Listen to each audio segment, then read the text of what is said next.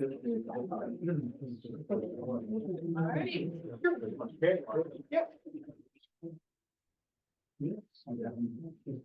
Okay, we'll open the meeting for the Conservation Commission for the evening of August 28th, 2024. Welcome to the very large in-house audience.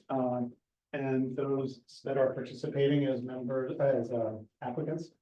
The commission is fully here tonight, in sight and present, so we do not have a Zoom concern with needing to do voice roll call votes. We will just do ayes and nays, which will speed things up a little, and everybody appreciate that.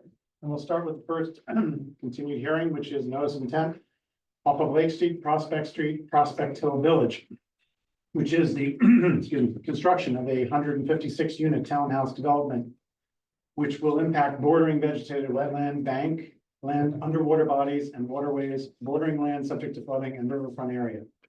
And Louis Petrosi, Representative Paul McManus. Gentlemen. Yes, You're going to be giving a brief overview of some of the alternatives. Is that tonight? yes, tonight, for the record, Lou Petrosi for Wall Street Development. As the commission knows, this project has some riverfront implications, and as the applicant, as the property owner, the proponent of the development, it's our responsibility to go through an alternatives analysis to demonstrate that what are the other alternatives are not either viable or economically not equivalent to what is considered to be the preferred alternative. So tonight, I've submitted previously, tonight I'd like to go over the alternatives that I've laid out in front of you so that the commission can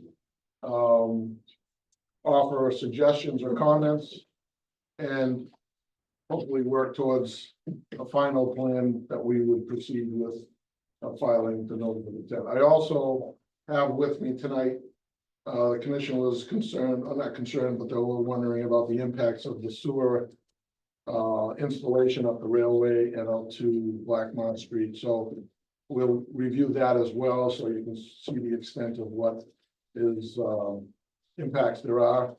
And subsequently, when we come back on the 11th, Paul McManus will be here to discuss the regulatory implications.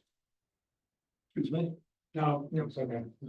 We'll be here to discuss the regulatory regulation of those working in the resource areas and in the riverfront areas. I'm not completely knowledgeable about all those regulations. Just a logistical, practical thing. Since the commission members have what you're going to be showing on the whiteboards in front of us here, to give, I assume most of you are here for this hearing. Is that correct? Yes. Nod your heads, no? Are any of you here for this hearing? Okay, so that's a good chunk of you. Could you back that easel up a little bit and angle it towards the audience? We don't need to see it if we have paperwork in front of us. Let the people there in the audience see as much as they can. You're not gonna be able to make up details, obviously, of the plan, but at least if he's pointing to an area, you'll have a better sense of it. I want to keep the mic. Yeah, keep your mic. So, as we become more and more familiar with the site, and discuss the options or the alternatives for access, I'd like to go through some of the alternatives that are from the least desirable to ending up with the preferred alternative, so the commission can understand where we're situated in circumstances are. So the site is divided primarily by a wetland that runs diagonally through the site. Portion of the site is once on Prospect Street. The back portion of the wetland area is where the gravel extraction operation took place. Wall Street has acquired the property at 137 Lakeview Avenue. So I don't want anybody to get the wrong impression here, but we're obligated to show this alternative. So this alternative is the least desirable. The primary access is off of Lakeview Avenue. Project is essentially two projects, two phases. One phase is the back part of the property, which has its access off of Lakeview Avenue. Second part of the project is the front portion, smaller portion of the project that is access off of Prospect Street. Now, this alternative does not require a crossing of the river perennial stream, its existing culvert. But it is the least viable option because Lakeview Avenue is such a long dead end street. Very limited access with travel or vehicular access. So we would view this as the least desirable alternative to consider. And just for while we're on the first plan, just let me show the public what the colors represent.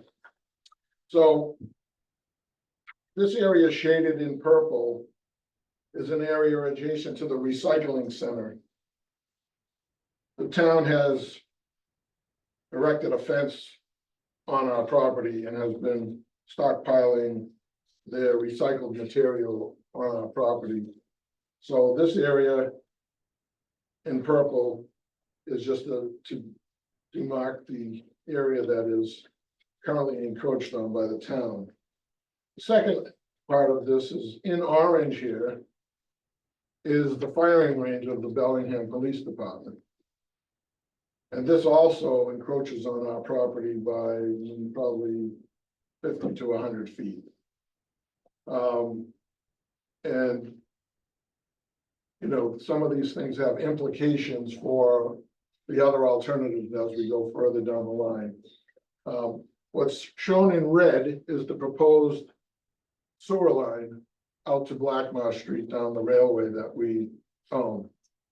And it should also be noted that when we are going to be responsible for looping the water main, which runs in this direction through the recycling center, we are going to have some sort of a discussion with the water department about looping the water main out somewhere back into a public way or through the recycling center, and we'll be able to go through that at a subsequent meeting once we know what we're going to do. So the second, Before you move up, just again for the public, that is, property line is shown, everything that's imprinted form, there's a triangular shape in the middle there. Can you identify what that area is? this triangular shape here is a property that's owned by the Conservation Commission or by the town at the direction of the Conservation Commission.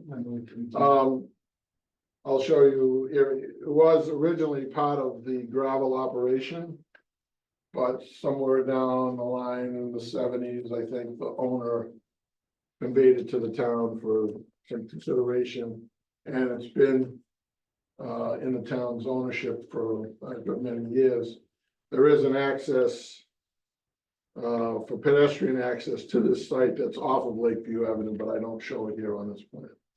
So the property line for your project is what's shown demarcated in, Right, there's no line beyond that, okay. correct. I correct. just wanted to clarify. We don't show any abutting properties other than our property that's shown here. Okay.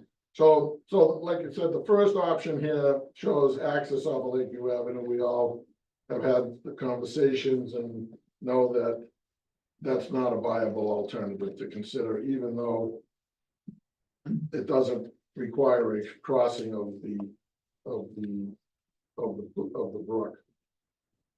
Second option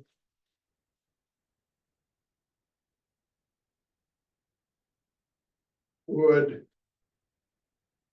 require or proposes to construct access off of Prospect Street with emergency access only out to Lakeview Avenue. And again, this project is a two-phase development.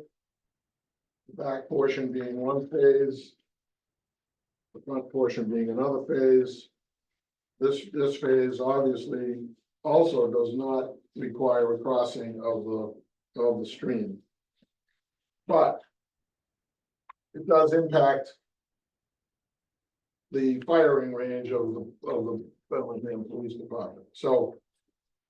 Statute, and I'm not quite familiar with this, I have our attorneys looking into it, but from what I understand is. There's a requirement that there not be any residential homes or uses within 500 feet of a firing range. So. We don't consider this to be a viable alternative. Because of, it would require significant impacts to either the firing range having to be removed completely or us not being able to construct something that close to the firing range. But again, the same scenario exists, sewer line. We're gonna, regardless of what alternative is under consideration, there's gonna be a sewer line that's gonna cross this stream. Regardless of whether there's a road or an access drive or anything, that's gonna happen. And that's permitted by the regulations from what I understand, as a limited project. So again, this is option number 2. Now we get into the more interesting options. This option 3 is a variation of option 2. And just for the back portion of the property, you have emergency access off of Lakeview Avenue and your primary access on Prospect Street. With a still sewer line crossing the stream. This eliminates homes adjacent to the firing range, so we've eliminated that as an obstacle. And what we've done is we've added those units and constructed access out to Lake Street. This is not a bad alternative, but it's not quite what we have in mind. And it's certainly to construct this extra roadway wouldn't necessarily be considered economically equivalent to the preferred alternative as we get into this. So alternative number 4.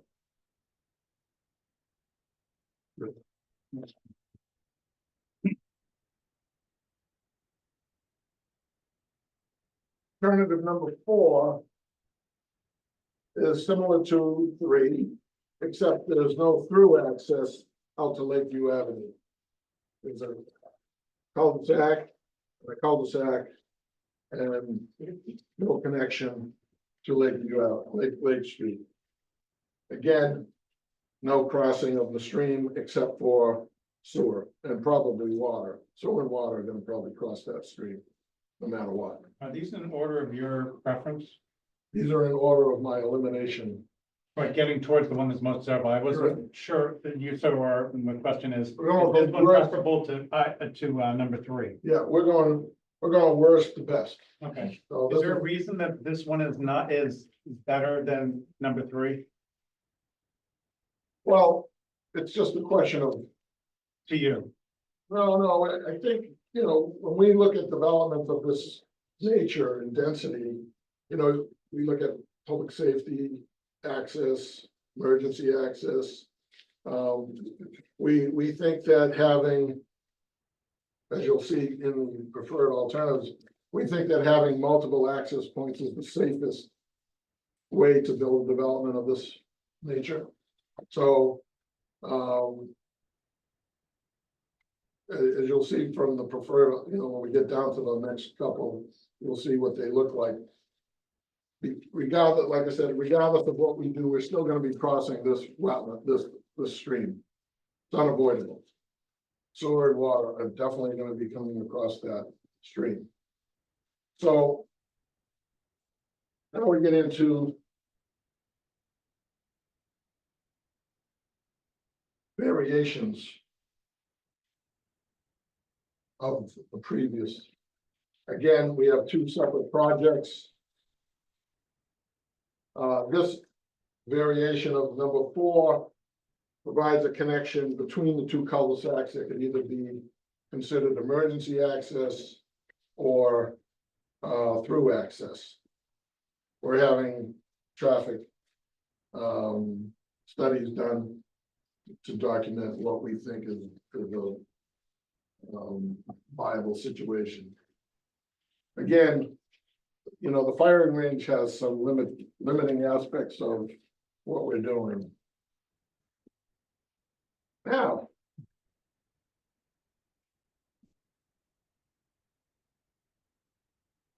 this alternative number 6 starts to get closer to what we think are preferred.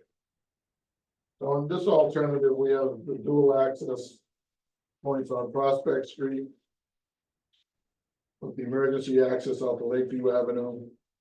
But in this scenario, we connect the front phase with the back phase with an emergency access road across the stream.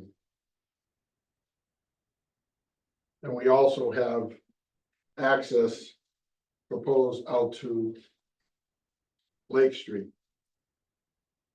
This alternative impacts a little portion of the 200-foot outer riparian zone in this location. So it's a consideration for the commission to either make a determination based on the amenities or the advantages of the plan. Well, those are the 6 worst alternatives.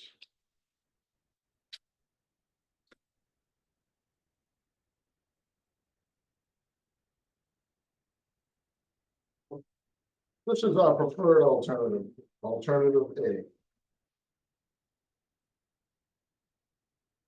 Alternative A shows a single access off of Prospect Street with a roadway crossing the stream, connecting both phase 1 and phase 2.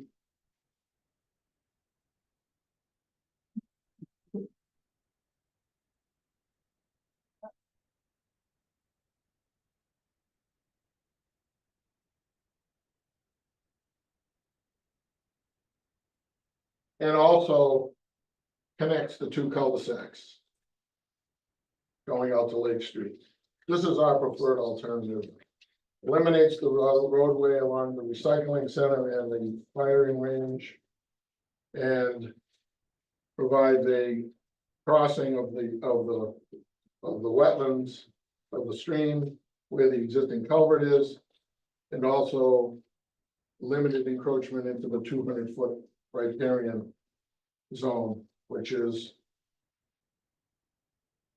again, you know, the part of the alternative analysis, part of the I forget the regulations. We can 10% of the riverfront area. I'll let Paul discuss the limitations of the regulations, but the reason why we like this plan better is a couple of things. One is we eliminate this concern with the firing range. We can work out an arrangement with the police department for an easement. Let the firing range stay where it is. And isn't that closer than 500 feet?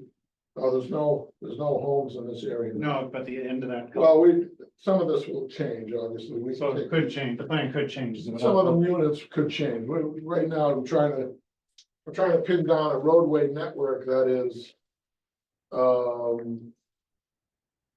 acceptable to the commission's discretion. If it's gonna change, we won't know if it's acceptable. Well, it's not, the only thing that's gonna change is, if these are within 500 feet, they'll be removed.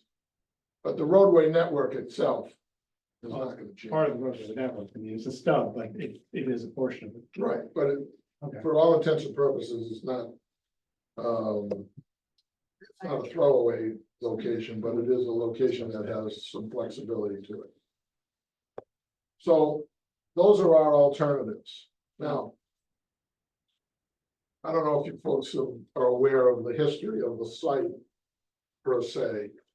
But, you know, this location has been the site of a gravel extraction operation since the 60s.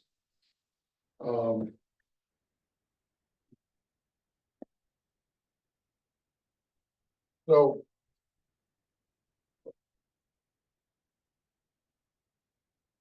Excuse me, Lou, just a quick question. There's another.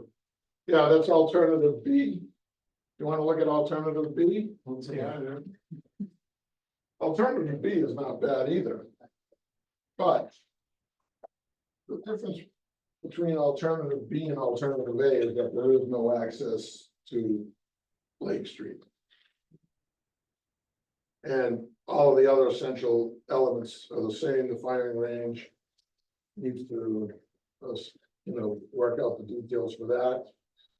But the emergency access out to Lake Street, it's just a single entrance for this development, which again, as I mentioned, we look at, the worst case scenarios, emergency situations.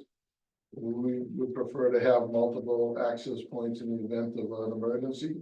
So that's why this alternative is alternative B. It eliminates this encroachment into the riverfront area.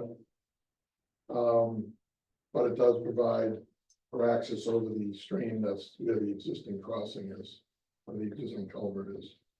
So those are the 8 alternatives from worst to best. I just want to point out one other thing related to the site. Well, this is an aerial photograph that I'll be presenting to the commission.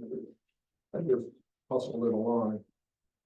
But this is, I think, taken in the mid-70s. So this is the area, this is Lake Street, Prospect Street, Lakeview Avenue. Down in here. So as you can see,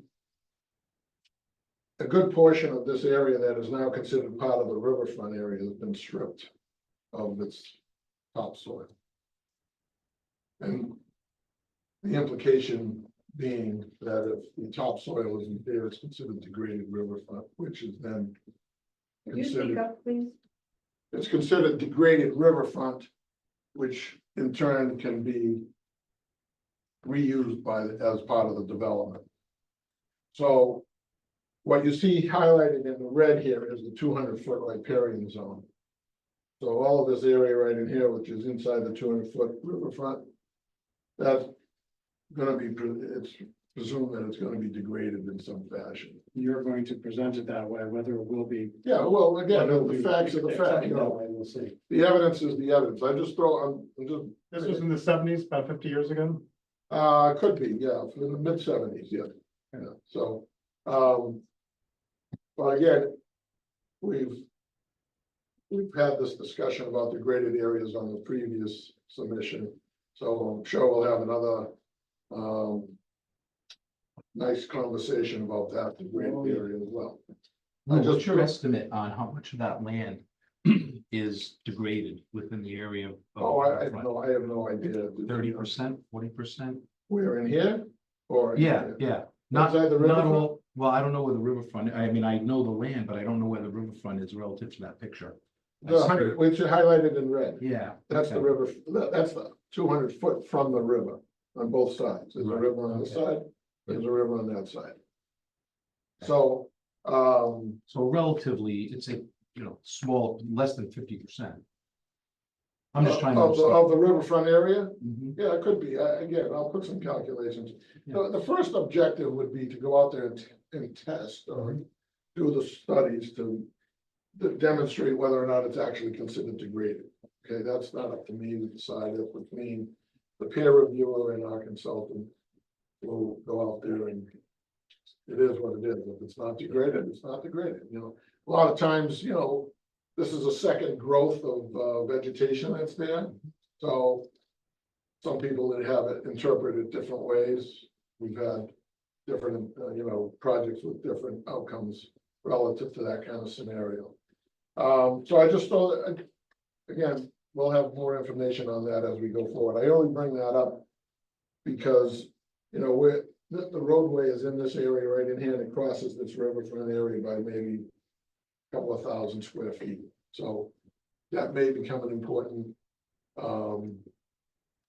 discussion point as we present the preferred plan, which will be designed and submitted to the planning board at the next public hearing, which will be, I think, October 10th. So we will be having a full design of either alternative A or alternative B.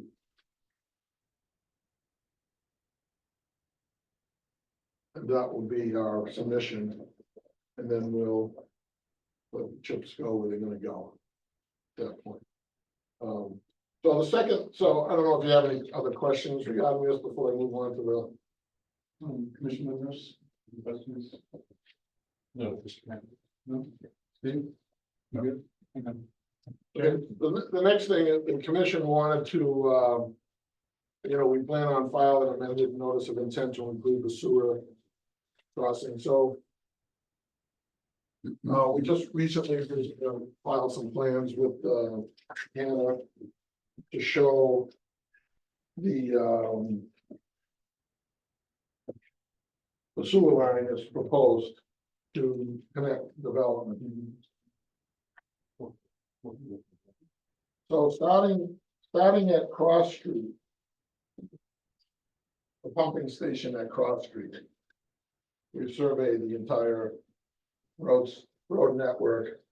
And I'm gonna identify the resource areas that are going to be working within the buffer zone of those resource areas as we go down the line. So pump station is in this location here. We have to cross this culvert. I think you folks may be familiar with the culvert down in that area. And this, by the way, what you see in orange is all a gravity system. All gravity familiar. So this goes up Cross Street to Blackmar Street. Then it goes down Blackmar Street. And again, everything in orange is gravity, which means flows down towards Cross Street. When we get to Lakeview Avenue, that's when it changes to a force main. Force main meaning it's a 4-inch pipe and the sewerage is pumped up to a manhole in this location at the end of the section of Lakeview Avenue and Blackmar Street, and then it goes gravity from there. But for intention purposes, our sewer connection from the development is going to be the force main with a pumping station that will pump the sewer up to this location. So as we get further down the line,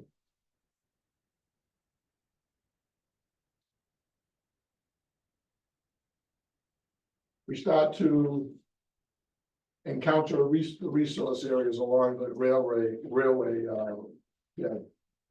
So it highlighted in green is the BBW on both sides of the railway. So we will be inside the blue with our installation of our sewers. When we get down into this location, there's a little brook that crosses in this area here. I think people have talked about it in the previous meetings. There will be some sort of a crossing that will be proposed in application. We'll either go under it. We'll either go under the stream, or if the commission wants us to build a little culvert there of sorts to have the ability to go access over the stream, we would propose that as well. So then you come down this area.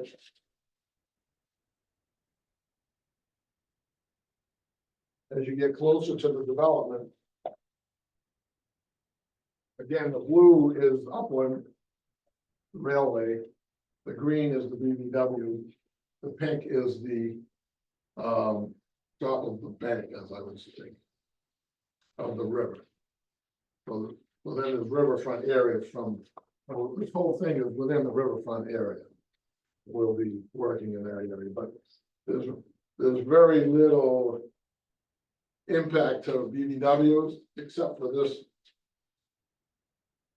crossing right here. Other than that, it's all upland buffer zone work. So that's really kind of all I have to present tonight. We would like some feedback on the alternatives analysis. But if the commission isn't ready to do that, that's fine as well. We'll be, presenting, or as I said, we're gonna revise our plans with what we consider to be our preferred alternative. And then we'll have this information available to document under the regulation, which is the one that's economically equivalent, that there is one. So that's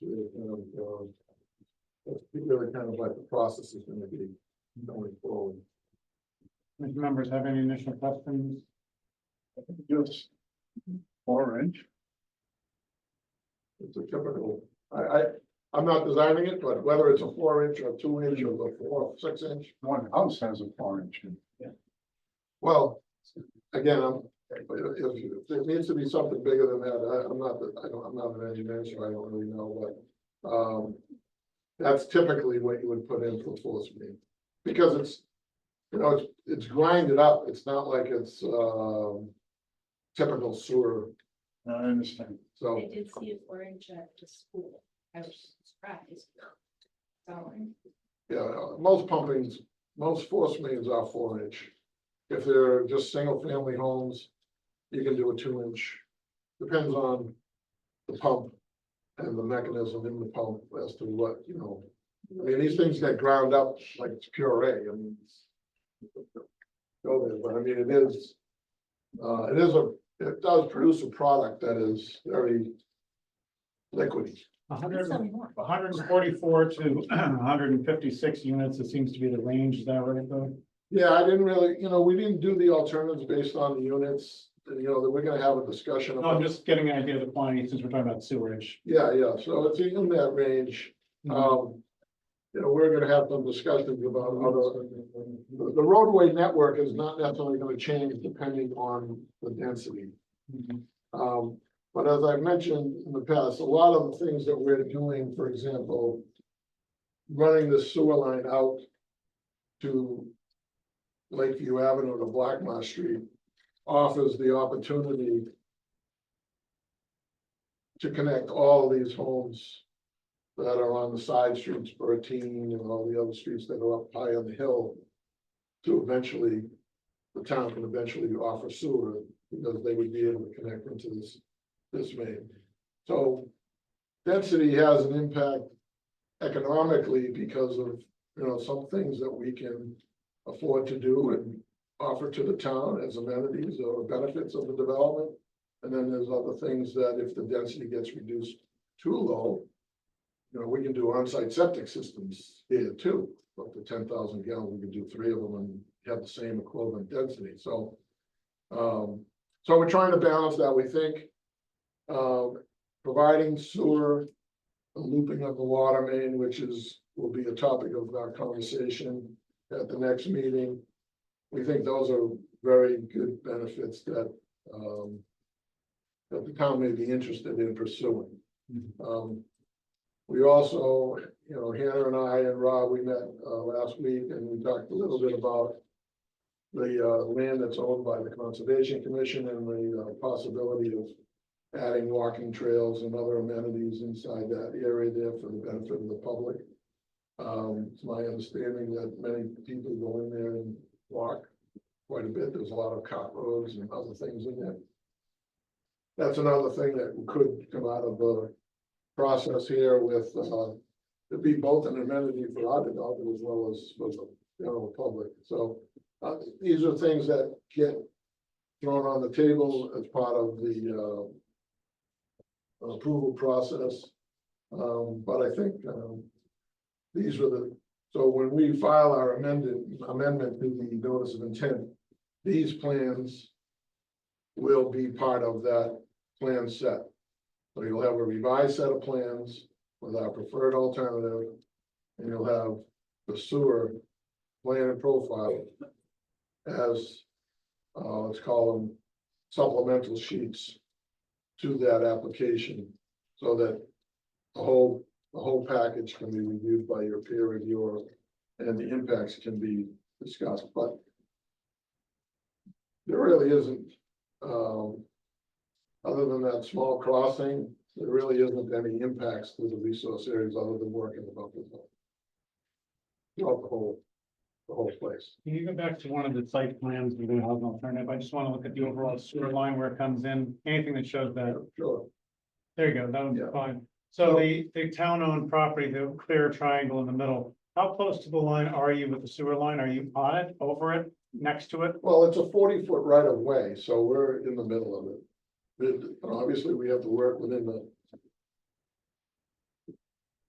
the edge of the wetlands, right? So we only need 12 feet to work an excavator going down the line to install the line. So, but the line is here, let's say. Property line? Yeah, that's the property line. So this is down further, let me see. The town assessors database indicates that that's town-owned property, that right? Yeah. And may or may not be actually part of the Concom property as well. No, it's not, it's definitely not the Concom property. I've provided the title information to the commission. We've established that it's part of the railway that was, and we bought the railway all the way down to Prospect Street, so we know that it's not part of the Conservation Commission property. I mean, Or town property itself, the town property is so the town assessors database was wrong. correct. In fact, they didn't even have the railway on the database. Well, they had that strip of land. No, they didn't. They have it now, but they Well, they didn't. had it. No, they didn't. Well, at some point in time, it got added apparently because it's on there now, I guess. So in any case, just to give you a history, I mean, we did the title. We established who the ownership was, we purchased the railway, the fee, and the property. So we thought it was important to have that, and so we purchased it. How wide is the railroad bed? It's, the right of way is 40 feet wide. How wide is the actual railroad bed? I mean, what you see in the green, that's the limitation of the railway bed. I thought it was the area of blue that's the. The blue is the actual upland of the railway bed. Well, that's what I'm asking. So how wide is that? That's 40 feet. So you're saying the railway bed upland area that you're treating as upland is 40 feet wide Yeah. throughout the whole length? No, not through the whole thing, just, so for it narrows down up further, when we get to this, you can see up in this area here, it gets narrow, probably, maybe it's 25 feet wide. You know, or in this area here where it encroaches a little bit within the right of way, or you have to walk it, I mean, I don't wanna put, you know, but if you walk it, you can clearly see where you are on the railway bed, because it drops off. Right. It's a significant drop off to the wetlands on either side. Okay. Any other commission questions? One of the things that you had mentioned at the very beginning was you planned on submitting an amended notice of intent. Do you have that? A timing or a sense of how that's gonna proceed, because we, I believe, have not done that to date, and we want you to make sure that it's done properly, so that for both our sakes. Yes, and again, unfortunately, everybody's on vacation. Up to you. Except me, right? And Paul McManus is going away for 2 weeks, so just, but he promised me that by the 11th that he would have the package just filed with the commission. Because either, I don't know how the commission wants to do it as either, I can call it an amended notice of intent. But we have no problems with re-advertising it and Well, we just need to find out legally, and we will look on our end too and find out how it needs to be done, because like I said, we don't want to waste time having you go through the whole process of doing what you think was done right, we think was done right, and find out later down the road that it wasn't, and we have to redo everything. So Absolutely, no, whether it's reapplying and canceling this particular notice of intent for the current and doing a new combined one, or I don't know how DEP, because the DEP issued a number. right, I don't, we'll confer with DEP Yeah, / they know better than me, I mean, I'm not the guy. So just make sure it's done right, and so in Hannah's communicating to make sure that we aren't getting something from Paul McManus that isn't the way it needs to be done, in case it's, Oh, yeah, not. right. he's not back for 2 weeks. No, he's back, he's leaving on the 13th, so for the 11th, as your next meeting, and I would like to be on that agenda. Okay. So that he can, you know, So Hannah should be able to reach him and he should be able to reach her to make sure that I'm. right, Okay. exactly, So, okay. all right, we'll make a note of that. Thank you. Okay, I don't have any other questions. Amy. All right, very good, Lou. Thank you for your presentation tonight. We will need to move forward with getting a peer review. Oh, We yeah. have Amanda Smith is online right now, been watching the meeting so far. She is representing BSC to replace temporarily, at least, as the current rep for BSC. Can I make just a suggestion that let us file the revised plans, then put it out for peer review? You can do it any way you want. I just want to say, we aren't ready to proceed with any kind of recommendation for alternatives, preferences or anything like that. Speak on it, I think, tonight until we have had some peer review. Yeah, understood. Okay, you had asked how we want to do it. Right, Okay, so yeah, you can certainly always file plans and put it out there, and then right, we can get a peer review based on the combined sewer and for construction, the housing unit. right. Okay. I don't know if anybody in the public wants to. Oh, yeah, right. So I see at least two hands. Sir, you're on the front row there? Yeah. Could you identify yourself for the record, please? David Nichols, 33 Blackmont. I want to make a couple corrections and I want to qualify a couple of things. First of all, it's been indicated that that's the intersection of Lakeview and Blackmont. It isn't. What are you talking about, right here? The other one. Yeah, where the Well- blue meets the red at that intersection. What is it? What is it? Blackmont goes in 3 directions. It's all Blackmont. What is this intersection right here? That's Blackmont Street.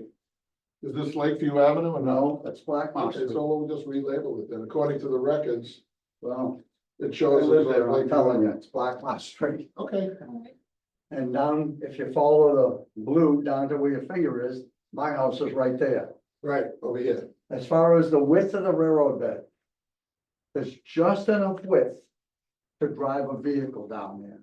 And it drops off on one side, goes up on the other side, or drops off on both sides.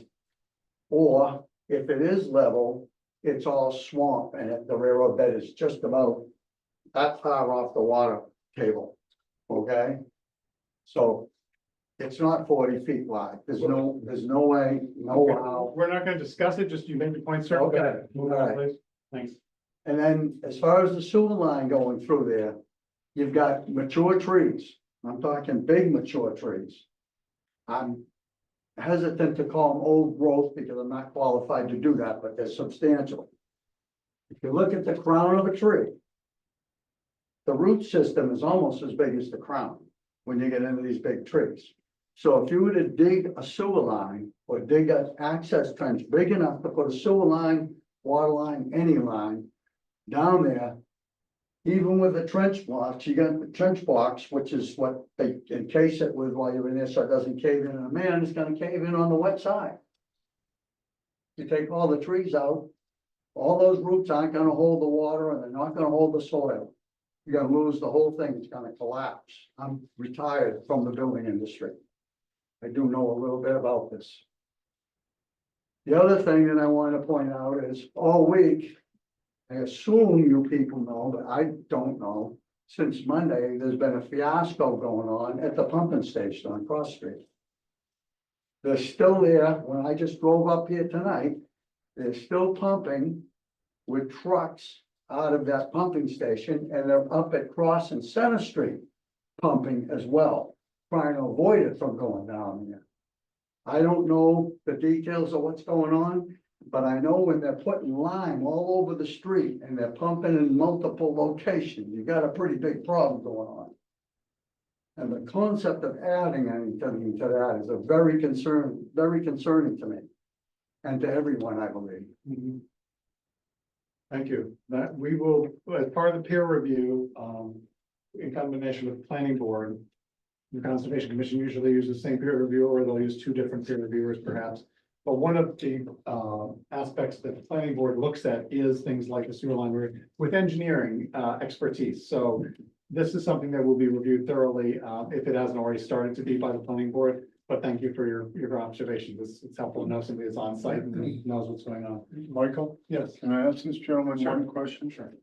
The black mark comes across the front of your house and connects to the rail line, and then it looks like on Google Maps, a road runs along the side of it, heading over to Mary? Is It that doesn't connect accurate? to Mary. No, that's a paper street that doesn't exist.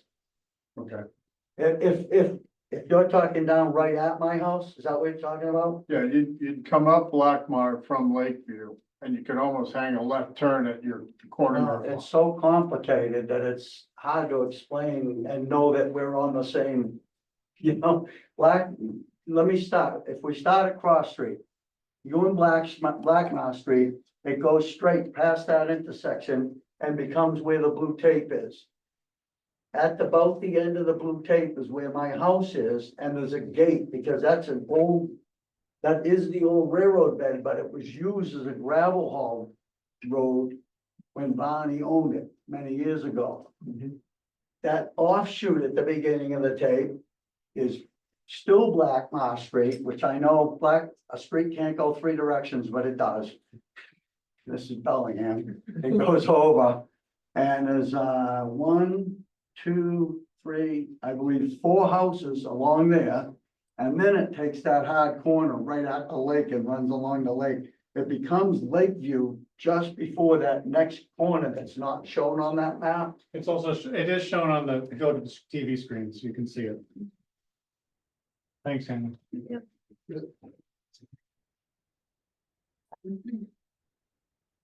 Okay. Blackmon starts at Cross Street, runs down. This is me right here. The gate is right here. This continues up to where Lou's talking about. Okay, this was the Hall Road. This is the railroad bed. This is that crossing where the remnants of a trestle is. And then you can see the pond here. The railroad bed is actually holding up the pond. When I say the railroad bed, it's just wide enough to drive a vehicle. That's it. So if we go back down here, okay. Blackmount also continues over here.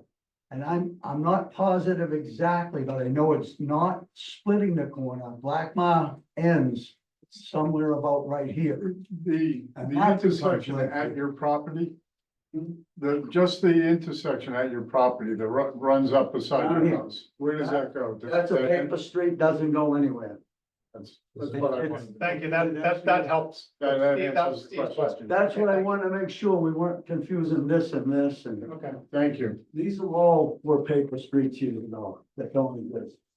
thank you. Ma'am, you have a question? You have your hand raised? I basically asked the same question. The pumping station is failing.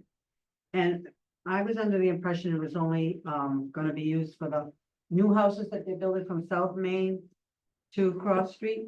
But isn't it also using the, from Lake Street towards Scott Hill, I think it's Scott Hill Acres, or whatever they call that development near the I bus don't barn. know what the plan. But I think the new houses there are connected to that pumping station too. I don't know how much it can handle. It's already going down Cross Street, crossing over Arcan Bridge into the Peters River. And that's, to me, that's not, Yeah, okay. That feeds the well. Yeah, these are all valid points. I will point out that that is not in our jurisdiction per se. Sewage lines, but the planning board is here represented by Rob Basir there. But what, And he's hearing what you're saying. They are going to be reviewing that kind of thing. I don't know that the pumping station is failing, just having some sort of difficulty they're gonna fix, but certainly sounds like there's some serious issues with it right now. And I understand your concern about, anybody's concern about common sense, wanting to add to that potential load. Maybe something that needs to be looked at real seriously and carefully before it moves forward, and it will be, I can assure you that. They're not gonna just hook up. has anyone walked through like at different times of the year in that area? Because there are lady slippers there. There are different kinds of You're vegetation. talking about anywhere on the site overall or somewhere in particular? On the site overall, the site has It been depends walked, on the trees. If there's a pine tree, you might find lady slippers. there have been some sidewalks done in the general area of the site, not the entire site, because the scale of an earlier project that was proposed by Mr. Petrosi was in a different, somewhat of a different portion of the site, partially in the same area, because the site, this project is much larger.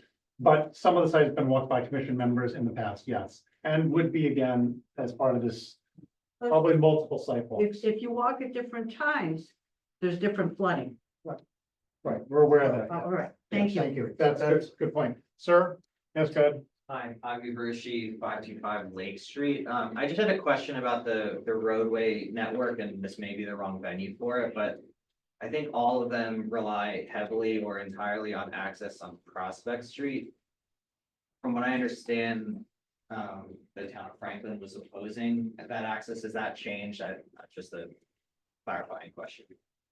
Since we don't interact with the plan, that'd be a planning board for Franklin, directly. I won't comment on, because I'm not sure what their current status is. I know that there have been some meetings, and Mr. Petrosi, if he wishes to briefly respond to that, I don't want to get off on a side tangent, because roadways and permissions are not part of our jurisdiction at all. As far as that goes, it doesn't, unless it goes over conservation land or something. So we really may get sidetracked by that. It is a valid question.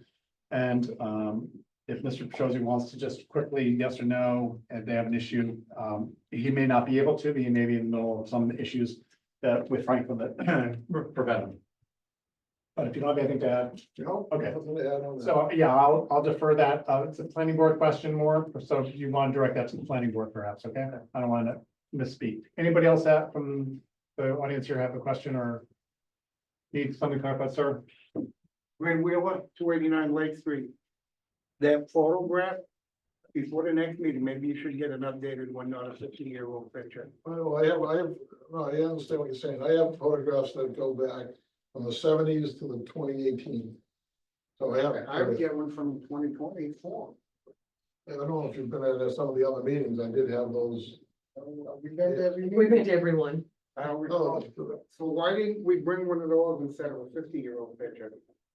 Well, I don't know if you understand the regulations, I'm just trying to document some of the historical aspects of the property that may come into play as we go further down the road. Okay, thank you. All right, if there's nothing else, we will move along and we'll look for motion to continue this hearing to the 11th of September.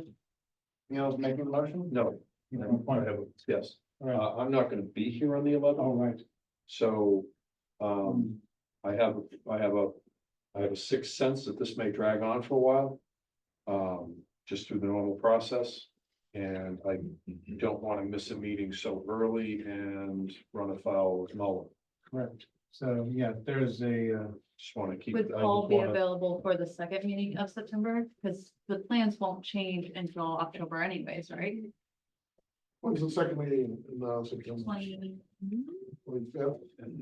Yes. And what about the first meeting in October? The 9th. So it would be the day before. Then. Well, let's do the 9th then, just to, will you be here on the 9th? Yes, sir. Okay, let's try to keep the board together. Yeah, that's, because we. We run into where Yeah, now we only have, we run into quorum issues with who can vote and I it understand. impacts both of us at later stages, so. Yeah, so that'll give us time to file everything. Yeah. Yep. So we'll come back on the 9th and discuss everything. Yeah. And maybe we'll There file- probably won't be a lot of new information in the next. Well, you'll have a whole new plan. Yeah, well, but yeah, Well- there won't be anything by the 11th. Yes. Appreciate it. yeah, you would want to file a plan before you have information enough gathered to send it to peer review. Yeah, we can, file it.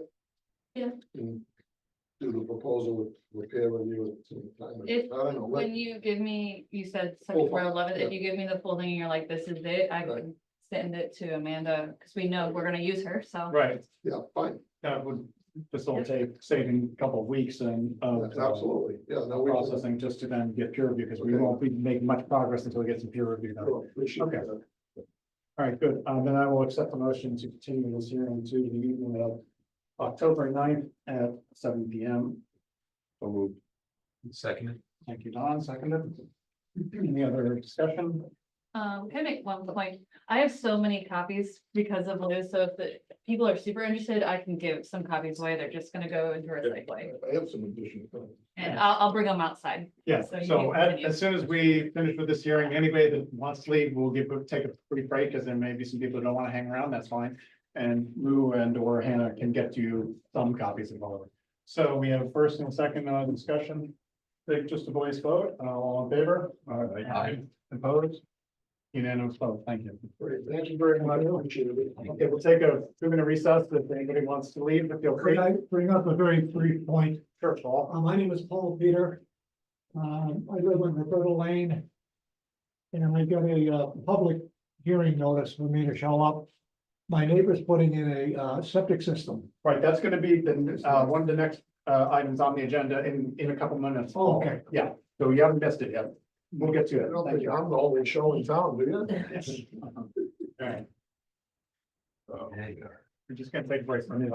The people leave that wanna do things. Thank you, those of you who've been here tonight. Keep posted on things and.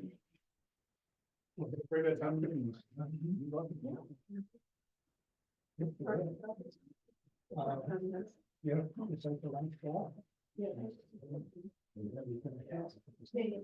Pick up the measure when we get back to you now. Yeah. Okay, it's right on there if you go on your words. Oh, I got it. Well, Okay, absolutely. Thank you. Oh, I wish I did that. I know that property quite well. Right. Are they in the upland? Are they in the upland? They're not a wetland. No, they're not, they're more the pines. Are they protected? I don't know. I know that, I don't actually know. They consider it. Yeah, so. But what I don't know about is. In David's, those plant they call in some states. Like in Rhode Island, for example, or in Connecticut, because that's how I know. It's protected species, but I don't know if it is. She's just showing you the copy of the deed, talk about how many rods it is Okay. and measurement. I think that's something that was done in the colonial days, That would Yeah. be but they just copied it in 1920. That's why I was- that'd be a national heritage. Yeah, when I read those, I'm like, If it's. hey, I struggle reading those Yeah, deeds. I was like, okay, I'm guessing this is what it is. Okay, I'm sure you've seen it around. all right. Yeah, this was on, Is your name? that's on, They're in continuing that to property in the wetlands. Oh, And they usually grow in clusters, you know. Hey, Amanda, can you hear me? Yes, I'm here. Ooh, I like that. Just so you know, that's the only one that you're needed for tonight. Because the other one that you sent me a scope for is for next meeting. Yeah. But if you just wanted to say hi real quick, or you can stay on if you want, but you don't have to. Yeah, I was gonna just send you a message following up and then head off. Okay. Okay, well, thank you for coming, Amanda, appreciate it. Yeah, thank you. Yeah, nice to meet you. Look I like forward the to it. lizard in the background, that's cool. Oh, yes, thank you. My red Yeah, it's a salamander, actually, right? Yep. newt, kind of. Well, yeah, Yep. So you see the color of that? Everybody didn't know that. She I was- saw a She frog turned that me color into a in my yard yesterday. I got better. Wow. I've never seen anything like that before. Did you catch it? No, I tried to, I ran off into the stream. How do you know she's a witch? All right. Okay. Cool. Thank you. All right, thank you. We'll pick up the meeting where we left off, which is to continue. I'm sorry, to continue hearing for a notice of intent for 0 Maple Street. Proposed 19,525 square foot industrial style building, parking areas, 3 proprietary treatment devices, 2 subsurface infiltration systems. Which coordinate the applicant, Representative Shane Oates. And my understanding is that the applicant has requested, or their representative has requested, we continue the hearing. Due to needing to be with the planning board first. I think By maybe the week tomorrow? before. No, they had a lot of They're still things to down work the road, through. okay. Oh, yeah, the peer review was So- kind of eviscerated the project a little bit. Yeah. So the question now is, do we know how far down the road they want to continue? They specifically said the 25th was good. And Yes. There we go. So I will accept the motion based on the applicant's representative's request to continue the hearing to the evening of September 25th at 7 PM or thereabouts. Second. Thank you, John, Steve. Any other discussion? Hearing and seeing them, all in favor? Aye. Opposed? Unanimous vote. Thank you very much. Continue 25th. Continue hearing next for enforcement order for 45 Ruth Ellen Road. Notice of intent restoration project. Lydia Braga is the applicant, and then Joseph Polino, Brios Environmental is representative there. So, Good evening, Commission.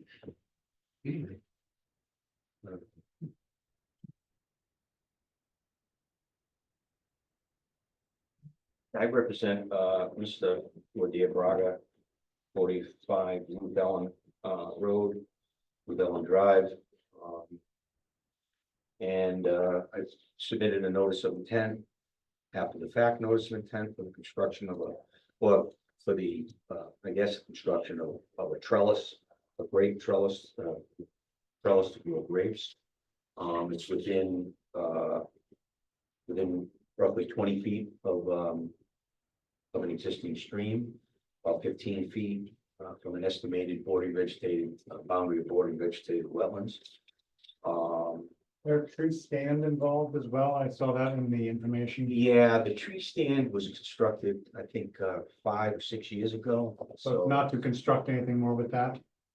Pardon? I thought it was referred to in the current scope as being something that might be being amended, fixed, changed. We're just adding it as a structure so that the commission knows, has a record that these structures An were, existing structure. exist. And by tree stand, you mean tree house? It's just, it's It's a not a deer platform. stand, as opposed to a deer stand. It's a zip line, I believe. It goes from a corner of the house and then it's like a little zip line for his, Okay. for his 10-year-old daughter. Just hadn't heard tree stand used other than deer stand for trees. Yeah, exactly. And I didn't really know. I didn't want to get call it a that tree house, so I Okay. called it a tree stand. Okay, thank you. All right, You're welcome. that's helpful, I know.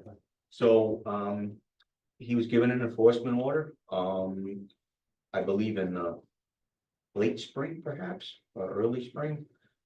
Or in the April. spring, April. okay, in the spring, and, so. We're just, he retained me to, represent him, and what I've done is I've. Filed an abbreviated notice of intent for, that trellis. It sits on 4 concrete pylons, about 8 by 10, or 10 by 12, roughly, and, it's not gonna have a roof, it's not finished. It's just to be used to grow grapes. There was some disturbance of the slope. It would clear up some vegetation or best of my, site work, site reconnaissance, I see maybe 2 or 3 small trees were removed. There's some slash that remains, roughly in those areas of the 4 orange markers that I have on that drawing, on that picture, on that exhibit. No, I can't see really anything above, maybe 1 tree above 4 inches DBH, diameter breast height, and the rest of them are very small. So we filed a notice of intent for that structure. You can see it in the photograph. As mitigation for, and as you can see, I don't believe you weren't at the last meeting, well, prior to opening the hearing, but the slope is very well vegetated. The vegetation is robust. It's largely ferns, is that correct? No, it's actually a lot of jewel weed. There's some. Yeah, it's ferns. mostly jewelweed. I walked it with A him. lot of jewel weed. Jewelweed and ferns you're referring to as robust vegetation on the Yeah. slope? No, I'm saying at the base. At the where- base of the slope? Yeah, at the base of the slope, it's probably on both sides of the channel. It's almost all jewel weed. You got some, some cinnamon fern across the way. There's a little bit of cinnamon fern on the slope. More so as you head, not sure what direction it is, but as you head. For the purpose of looking at the drawing of the photo, heading southeast. What I propose as, again, we filed a notice of intent for the structure. There will be no roof, no impervious. What I propose is mitigation for any disturbance to the slope is to add 4 high bush blueberries in the locations that I've denoted on this photo. And also, I propose, and Mr. Braga has agreed to retain me for the next 2 growing seasons. I will monitor the slope, and, take on or about July 15th for the next 2 years. Do a site visit, take a look at the slope, take pictures. Give a general report on the stability and the vegetative cover on the slope. And submit the photos to the commission for review. If, in my opinion, I think we need additional plantings, I will propose them. And if the commission wants to do a site walk on or about the time that I submit the report to, verify what observations and recommendations I've made, that's fine with me. We're also open to, I've also added that if the Bellingham Conservation Commission feels we need some additional plantings, we'll certainly be open and receptive to that. Where I've shown the little arrows there, the orange arrows, there's some slash that's accumulated. I propose to remove most of that slash. I want to leave some of it there because it does offer some stability. It's a very steep slope. It's a little flatter over in that area. It's probably the only portion in that area that could use a little bit of vegetation. So I think the 4 blueberry bushes, once they get established, are going to add value good for wildlife. And again, I do propose to monitor for at least 2 growing seasons. And we will, if approved, we will get those, bushes in as soon as possible. We'll get them in before, I'd like to get them in, before November 1, if not sooner. Don, do you wanna talk about your photos? Yeah, we have had a site walk, for those in the audience who might be here, wanting to know this, or needing to know this. So when did we go into, or did you guys go? The into? next day, it was Thursday. Yeah. The day after the last. Day meeting. after. 15th, Okay. 16th, I don't know. Okay. One of those. So here's an image from across the stream, looking at the property. You can see, at the base of the tree, looks like it was probably storm damage at some point in time, but there must have been a pretty good sized portion of that tree was extending over the river, the stream. It's a small stream. And it was cut there. To the right, I believe, it's not marked on here. It might be somewhere in this area here, was probably one of the trees that you're referring to, about 4 inches in diameter. Yeah, that's maybe a consistent little- with what I've seen. Yeah, so there was this one and this one, and then I think one of the other images, Hanny, you can see it looking down. There was another one that was somewhere in this area. You said it was cut? Well, they were cut at some point in time. Probably during the clearing, and so that was an issue. It's Only 4. that I could find, yeah, and I walked it pretty well. There were smaller things, I couldn't tell if they were a tree or a shrub. Sure. Smaller materials that probably could have just been cut by hand. And this was a buildup of scraps, right? Right. Right. So there's a buildup of some of the Cuttings. material that had been Cut and drop. cut and moved. It's mostly jewel weed with some ferns, but I shouldn't say mostly, it's a combination. Up the side of the slope or just at the base? Both. Okay. Yep, they extended, and that's looking across, but the reason I wanted you to see this is you can see, really at the base, it's almost all the jewel weed. Then as you come up, it's different types of ferns, you can begin to see how it crosses in, so it's pretty quick growing material. I didn't see. My question would be how stabilizing the jewelry and fern, Yeah, something that's a perennial, it may be perennial, but something that does not have, to my knowledge, a deep root structure and is not something you generally see as something that would be ever planted to retain slopes by Correct. anybody that's doing a reclamation area or something like that. So not that. The jewelry's probably always been there. Yeah, no, not that they planted it. No, I'm it's just saying always that, been there. would it go up the slopes and provide real stabilization, or is it just looking good now because it's a good time of the year for it, but come winter time, there's basically no root structure, and if there's a heavy storm, you got nothing really substantial in the way of trees or shrubs there now holding the slope, which. And there is is some very steep. residual sediment in the stream, Mhm. you know, but there's Was been it a lot of blocked or rain and flowing things. when you were there? It was flowing slowly, just like everything else around Sure. the area now. Okay. You could see. Did you see any evidence of erosion on the slope that the neighbors had reported that was silt that had caused this sort of delta to form in Yeah, the stream? So I can't say that I saw erosion, but I would not, No, correct, but I mean, right, it could, because the jewelry covered it real well. I went into it to see, and it's hard to see, but I can't imagine that there wasn't some runoff of topsoil in that. Prior to the jewelry going up. Correct. Yeah. But not substantial enough to stop a flow. on Right, a not correct. heavy rain summer. Yeah, yeah. and you didn't see any. No. rooting? No. If I may, if you go back to that photo that you just had, you look on the other side of the channel, it's almost 100% jewelweed all That's- everywhere. I mean, there it's more ferns, but if you go right there, that's all jewelweed.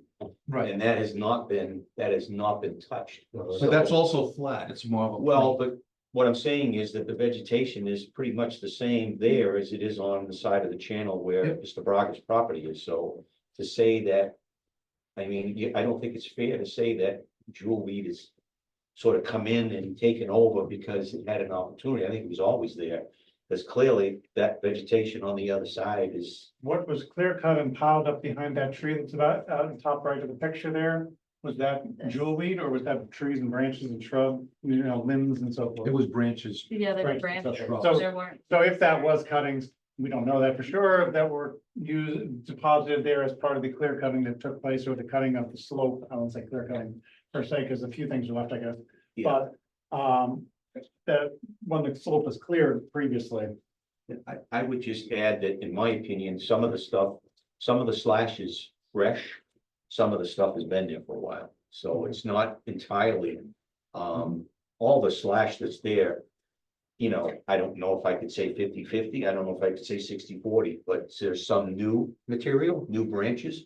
Mr. Braga also has a pile of, I think he has an outdoor fire pit, so he has some small, slash that he probably uses for that as well. well, if that's down that close to the slope, you should advise him that he should get it away from. Well, no, I'm not saying, all I'm saying is that there's another pile that he has on his property that, he has some stuff that's some material, some slash that's similar to what's there. I'm not saying I'm not saying that, he cut stuff off the slope for his fire. What I'm saying is that some of that is fresh and some of it isn't. That's all I'm saying. Just wanted to say, do you want to be part of the year, it's an annual plan.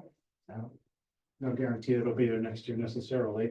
Any other Got questions? there. Oh, it's probably, very likely will be. It's not my yard. You can't get rid of jewelweed. Yeah, it's tough. Or that it got there a long that time. Yeah, it could be there fairly quickly. Do we want to focus our efforts on their efforts to? I don't want to say reclaim, but move forward with their plantings, I think.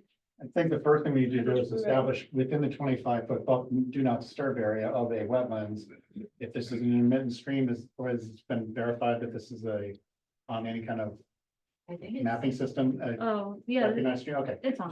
so we know it's a resource area. If the trellis is, you said 20 feet from the stream, 15 feet from, so it's within the 25-foot do not disturb area of a resource area. So the question. It's in the 25-foot no build zone. No build zone. So the question to the commission first off is, do we want to even approve the building of the structure within the 25-foot do not disturb area? Which is not a septic system or something urgent replacement, which we have sometimes made variances for. This is a A want. yes, optional, not arbitrary, what I'm thinking of. Accessory. The only thing I would bring up is it looks like it's built on the flat and it was probably it's probably been disturbed up until that point where Yeah. the slope starts, where the edge of the grape arbor has probably been disturbed for many years, probably since the house was Yeah, built, like mode or. probably since the Yeah. house was built. True. I don't think that was naturally flat like that and then dropped into the channel. Right. So it's probably always been disturbed up to the top of the slope, so I don't know if, I mean, if it went beyond, like when they had the pier or whatever that stuck out, that was obviously encroaching into previously way undisturbed areas. And how much has already been built and how much is left? How much is left to build it, Charlotte? It looks like they already have a foundation in and. Well, it's just four, Sonotubes. like 4x4 concrete, pillars. So sonotubes. So it sits, yeah, like sonotubes, it sits on four corners. The only thing he has to do is finish the cross beams on the top, so that basically the vines have a way to grow. Not gonna be any roof or anything Pergola on there. kind of a. The Yeah. other issue is that it will be utilized, whether it's actively cultivated or just let to sit there. It is an permitted you're basically permitting an activity, not just the building of the structure, but the continued usage of the structure in whatever way it's gonna be used. It's not like it's a rock wall that's not gonna be touched ever again. It's gonna be maintained and other things. Because you won't be able to use any pesticides. So, Pesticides and so forth, as being pointed out by Ariana, is you We cannot. can, we can specify that in an order of conditions that only organic, that would be fine. We would accept that. I don't know that any pesticide of any type within the 25 foot, do not disturb area. would Okay, be I'm just saying that- Because Right. it's, Then we would prohibit the use of pesticides. I That's think fine. the We're commission okay needs with to that. decide first off whether they want to move forward with proving structure. Neil's made his point about the area being disturbed potentially before. I think they're gonna want to keep it anyway. And now just having them pick it up and move it 5 feet back is just, I think, causing more disturbance. Well, given, that's why I asked how far it had been built. If they've got sonotubes in, you can't dig those up without an effort that you better just to abandon the sonotube, leave them in the ground and not disturb that area. And put new sonotubes in further down if you want them to move out of the area. I mean, we have told people in the past that they can't do things inside the 25 foot do not disturb area. So the question is, do you want to continue that or not? well, the problem with leaving it is it just sets the precedent that go ahead and do it and, file later. Once it's in, they won't ask to take it out. And that just gets passed on to every violation. You can make a move and do restoration too. Two phases of looking for work. Well, and let's not forget that there's two structures that were built without a permit. Right, the tree stand. Well, the tree stand is, It was built without a 5 or permit. 6 years It was ago. built without a permit. but it's true, but it's Within the beyond the board- statute of within- limitations, I would argue. I wouldn't. I would,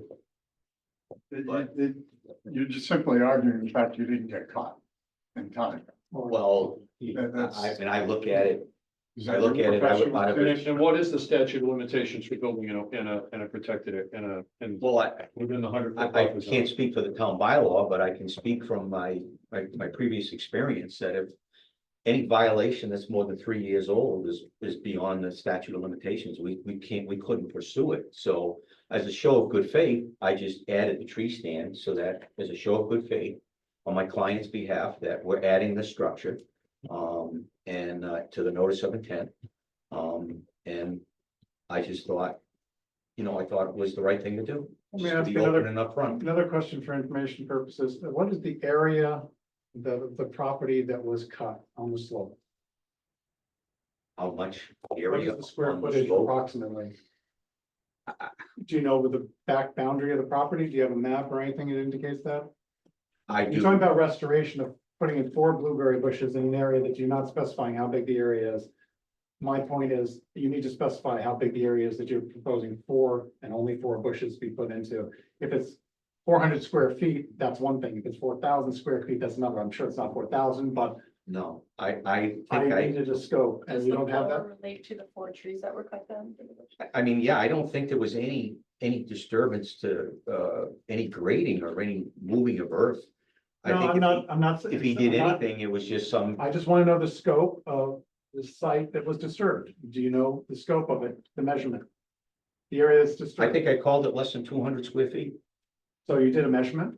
I estimated, I did an estimate of what I thought based on the photo, the previous photo, the photo that was taken in April. Okay, And I it's wouldn't, hard to I wouldn't do a estimate. measurement off a photo, you'd have to do it off the site visit, did you do it off the site visit or not?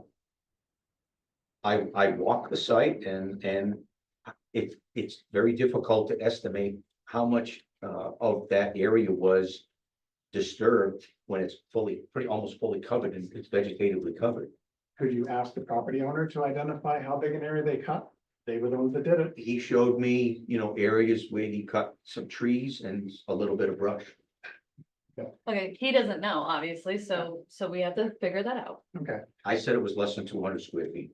because Based as on part my of the restoration plan, to be honest with you, 4 blueberry bushes, based on what I'm seeing for photos, wouldn't cut it, because I don't have any confidence that any of the other stuff that's growing the slope is doing anything long-term to provide restoration on very steep slopes. Not the flat area at the bottom where the jewelweed is growing in full flow. Talking about steeper slopes, winter time comes, all that stuff that you're talking about, jewelweed and ferns is dead. A storm comes and suddenly you have a big washout, because there's nothing more substantial. None of the shrubs that may have been there before, none of the trees that are there before are there to provide long-term stability. Even though some of the roots probably are still left behind because they were cut off at one point in time above ground. The original question about the building of the trellis, I think we need to move along and we need to get a decision from the commission, So I what the did majority of you notice want to do. that it's in the 50-foot drainage easement. Versus the 25-foot unit disturb, or in addition. In addition, In addition, you're saying again, louder, so they can hear. it's within a drainage easement for that stream. I don't know what the rules are about building in a drainage easement. No, the drainage easement from the road to the stream. No, the stream is the drainage. The stream is the town drainage structure. Right. Yeah. Okay. And it's, what, would you say 50 feet from It's center a line? 50-foot wide drainage easement, but it's like, it goes, yeah, center. And it's in that easement. I think that's more, to give I would assume that's more to give the town the right to do, and to have that area be maintained as a drainage area, and somebody can't block it completely or put a house there or something like that, but, Or trellis. or potentially trellises, but I think we have a stronger prerogative and more jurisdiction to say about the non-disturbed, non-build area, 25 foot, since we're clearly within them. We're saying like, now that's like an add thing to consider. An added consideration, okay. Any other, You were saying what, everything? That is in a drainage easement. it's an added consideration that not only is it within the 25-foot do not disturb, but it's also within a 50-foot drainage easement. Just as an What addition. about the vegetation that was left there? Well, if I may, I think obviously the material that's been left would need to be cleaned up. No Because question. the brush and the cuttings that are there would need to be cleaned out. And I agree with you, Mike, that I think that the current revegetation plan is a little weak. Well, we don't even know how big an area that they're trying to revegetate, and Right. without that. And four the plan to four put in blueberry bushes bushes, four is- blueberry bushes is weak. I would ask that, the commission, consider what I proposed, what we proposed. I will monitor it for 2 growing seasons. The order of conditions would be good for 3 years. We can add plantings. If we do the plantings, we monitor it. If next year, let's give it another growing season. And if you think we need to add some additional plantings, we'll do it. I mean, if you look at, for those that have seen the site, where I've had highlighted the orange markers there, that's really the only area that I see that could use a little bit of vegetation. I'm very much against introducing any type of seed mixture. I mean, I could have thrown in all kinds of things like that, but I don't want to introduce any invasives. Stay away from any of that. I think if we just, look, high bush blueberries grow they grow pretty big. I think if we add 4 there and we monitor them. How far apart would they be And we spaced? monitor. How far apart would the 4 blueberry bushes be spaced? I would put them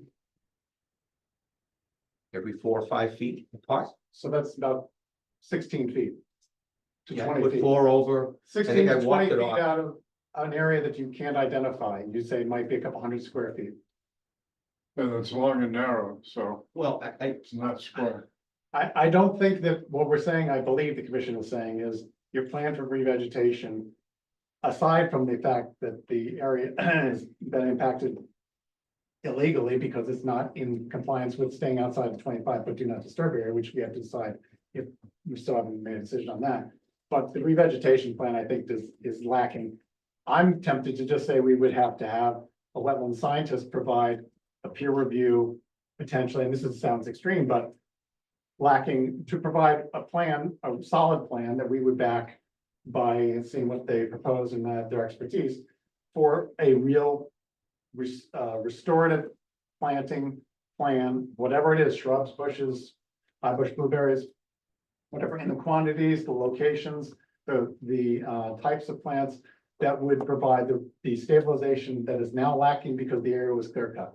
And the jewelweed and the ferns, well, by clear cut, I mean all the major shrubbery and trees except at the top. And That's not true. The slope was not clear cut, number one. Number two, you made a reference to hiring a wetland specialist. What do you think I am, sir? I don't know what your I qualifications spent are. 24 years for working at Mass DEP in the wetland section, so I think I know what I'm talking about. Okay, well, then I will say that as a Okay. commissioner of 15 years, this plan is the weakest one I've ever seen, when you can't even identify the size of the area accurately. You said you did it based off a photo, which I've never heard somebody say that they're gonna give me a site plan for restoration based off of a photo with an approximate, with 4 bushes in it, for an area like this. Well, I have no site plan, sir. I have no site. No, I'm saying without. And I just don't think it's necessary to have my client spend all that money to have the site surveyed just to, add, if you want, I'll put 8 blueberry bushes in there. I don't know what's needed, but I know that 4 is probably not gonna be enough based on, we don't know the size of it. Again, So let me ask the commission what they would like to do, because we need to move this along, sir.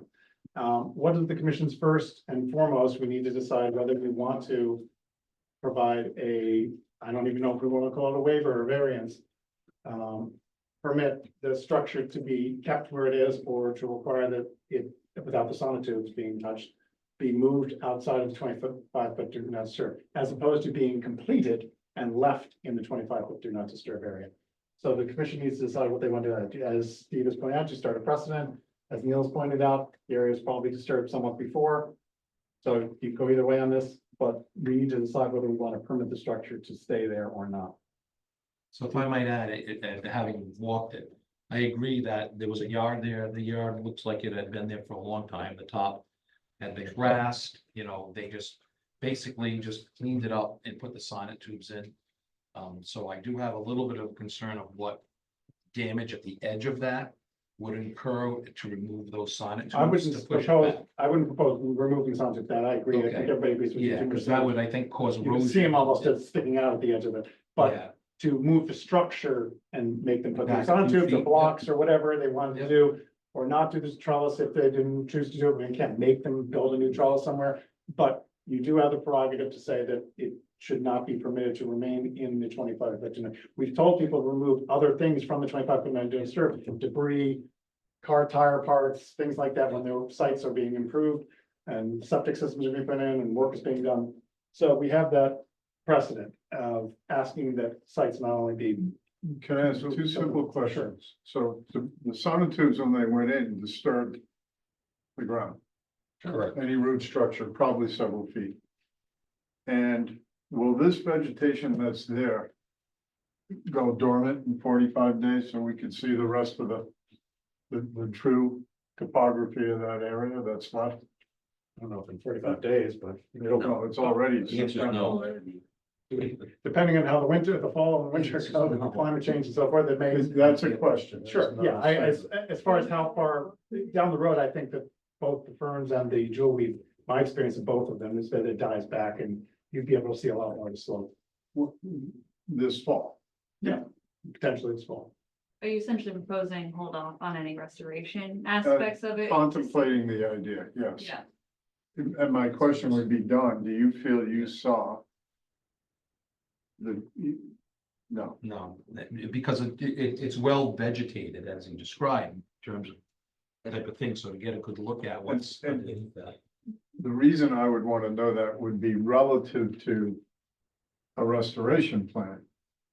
But my opinion on the structure is it moves. Okay. I guess I would look for somebody to get this, continue this moving along. Make a motion if they wish to about the structure first, and then we can deal with the restoration plan second, because I think restoration plan would still be necessary. Even if there wasn't an issue about a structure, that somebody just come to us about this, you know, neighbor or whatever about the slope being cut and concerns about erosion in the stream, which is a resource area that we do have jurisdiction over. So if somebody wants Is to. this the property that had the plank across the neighbor's yard? Yes, No. Plank across, they had a Yes. dock of some Oh. sort, I don't know about a plank across. there, yes, And there was, There was an extension. there was an extension, but also at some point it got removed. There was over the stream crossing for a short period of time. A bridge at base. onto someone else's property, Yes. And it was removed. and they were here. Yeah, Those they were here letters- last. They're out of town. Right, they're out of They're out town. of town this week. They were quite upset. They were very upset. Which is, if I may, if I thought, in my professional opinion, that this area, this slope, was that disturbed and needed that much restoration, I wouldn't risk my reputation or waste your time as a commission by saying I'm gonna plant 4 bushes. You know, because that to me would be an embarrassment. And just thinking of myself, as I look at this slope, it looks pretty robust to me. The only area where it's a little bit bare is a very minor, in my opinion, is where those arrows are. And I'm just saying to augment what's already there. It's my professional opinion. Let's do very little to that slope. Okay, because it's very well vegetated. I've seen many, I've worked on many, I've reviewed many over my years. And all I would suggest is to augment that and monitor it. That's based on my professional opinion. I spent 37 years with the state, okay? So that's where I'm coming from. And I take offense, frankly, to you suggesting that, you know, you need a wetland scientist. I didn't say we needed one, I said I wouldn't want to go I to the consider extreme. myself a wetland. I wouldn't scientist. go to the extreme I of think wanting that's to a have to reflect it. misunderstanding. So that's my professional opinion, which, again, I think, Well, I the think, I think what- it carries some I weight. think what the chairman means by professional wetland scientist is. someone I'm not, I'm who holds not, that licensure. I'm not a PWS, I will Right, give so you that. That's what the chairman is. But I do work specifically for one. referring to. But your position's not independent, nor is it. You're tied to the client. I think he was Okay. suggesting. Well, I understand, too, but I'm saying that, you know, again, I look at this based on the scope, okay? What the scope that was done. And the work that was done, or all the disturbance that was done, was there some cutting? Yeah, there was some cutting. But I think the proof is in the pudding. The vegetation is very robust. I think that then you feel confident, I will ask you, do you feel confident that in 2 months, when we go back to look at it and the cold weather is starting to hit, that area will still look robust, be vegetated? Well, that's kind of an unfair question. I mean, nothing's gonna look robust. I'm In not- 2 months, I wouldn't agree it'll with you. still look stable. I wouldn't agree with you. But I say, necessarily. if you want, we could add some mulch, when we put the blueberry bushes in, we could. Where the area is, I call it bare, but it's, you know, I could add some mulch in there as well, and. If it's sloped, I wouldn't put mulch on it, it's just gonna wash And out. in addition to that, I don't know if we can see it in the photos, but there was a fence there at one time, the poles are still there. I would offer to the commission that we can put up some type of reestablish a fence that was there so that there'll be no more encroachment on that slope. We'll add that, we The can fence add at the that. top of the slope or somewhere on the It's right at slope? the top, yeah, the actual posts. We certainly encourage people to put fences in it, the 25-foot do not disturb area, we actually provide free of charge to the property owners, badges, which will indicate clearly do not disturb beyond this area, which we'll put along their fences that are put in along the wetlands, you know, protected areas. So if they want to do that, that's fine. I'm not sure that we want to even go down that road yet. Well, I just say to deter any future, you know what I'm saying, the the framework of a fence is there. Right. I You know, think Mr. Braga's offered. to dealing with the just slope, put in- I think, is an issue too. Okay, I think that that is something that, as one of the commission members has suggested, that we take a look at down the road a ways to see when we can see the slope ourselves better, everybody can put eyes on it. And if necessary, we can recommend, or not recommend, but look for a recommendation from you as the applicant, for a more robust, if we felt it was needed, because while it may look robust now, in a couple of months, it may not look so robust, and we may have a concern that over the course of the winter, it be negatively impacted by erosion and so forth. At that point in time, we're clearing out a stream, which we don't want to have to do. Yeah, but- Nobody wants to deal with yeah, that. I don't think anything, I don't think there's been that. There hasn't been anything close. to From what it. I heard from the previous hearing, not the one just passed, but one of the first hearings, I think about this, from one of the abutters across the stream. Their claim was that a number of trees have been taken out, and I don't know, remember the number, I believe it was more than 4. 9 to 11. Yeah, 11 trees. This is from the butter, and somebody has seen the site, lived by the site. And what I also heard was that there were a lot of shrubs and so forth that were cut. They, I believe, were the ones that used the words clear cutting, not. He said silt was migrating into the creek. Yeah, Because of the cutting. Okay, so, untrue, that's all I can tell you. And what I will say about the abutter, sir, if I may, yeah, the vegetation on the bank behind their property is hostas, roses of Sharon. Those aren't indigenous plants. Those plants were put there.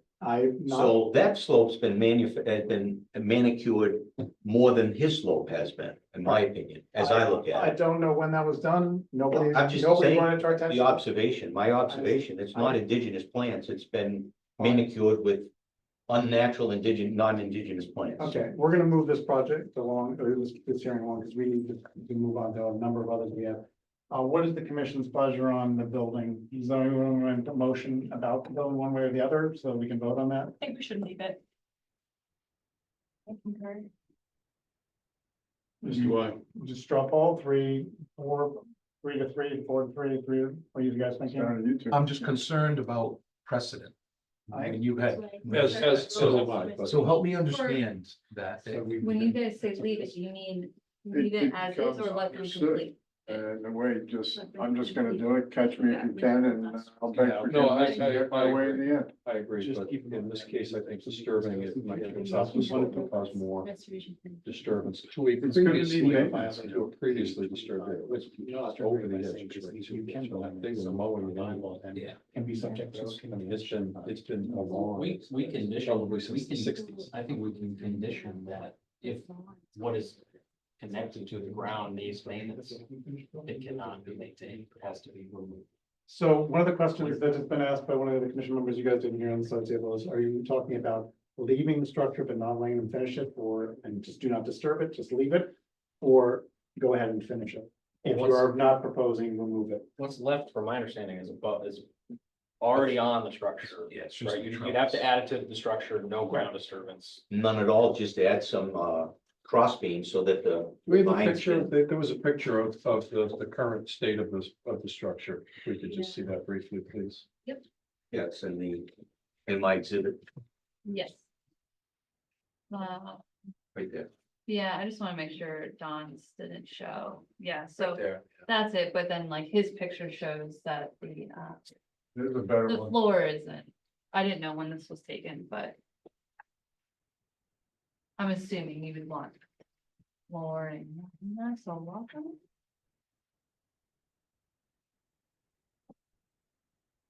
Is it still open now? I thought it was covered, the floor. I thought the That's what floor I was was covered. this was updated.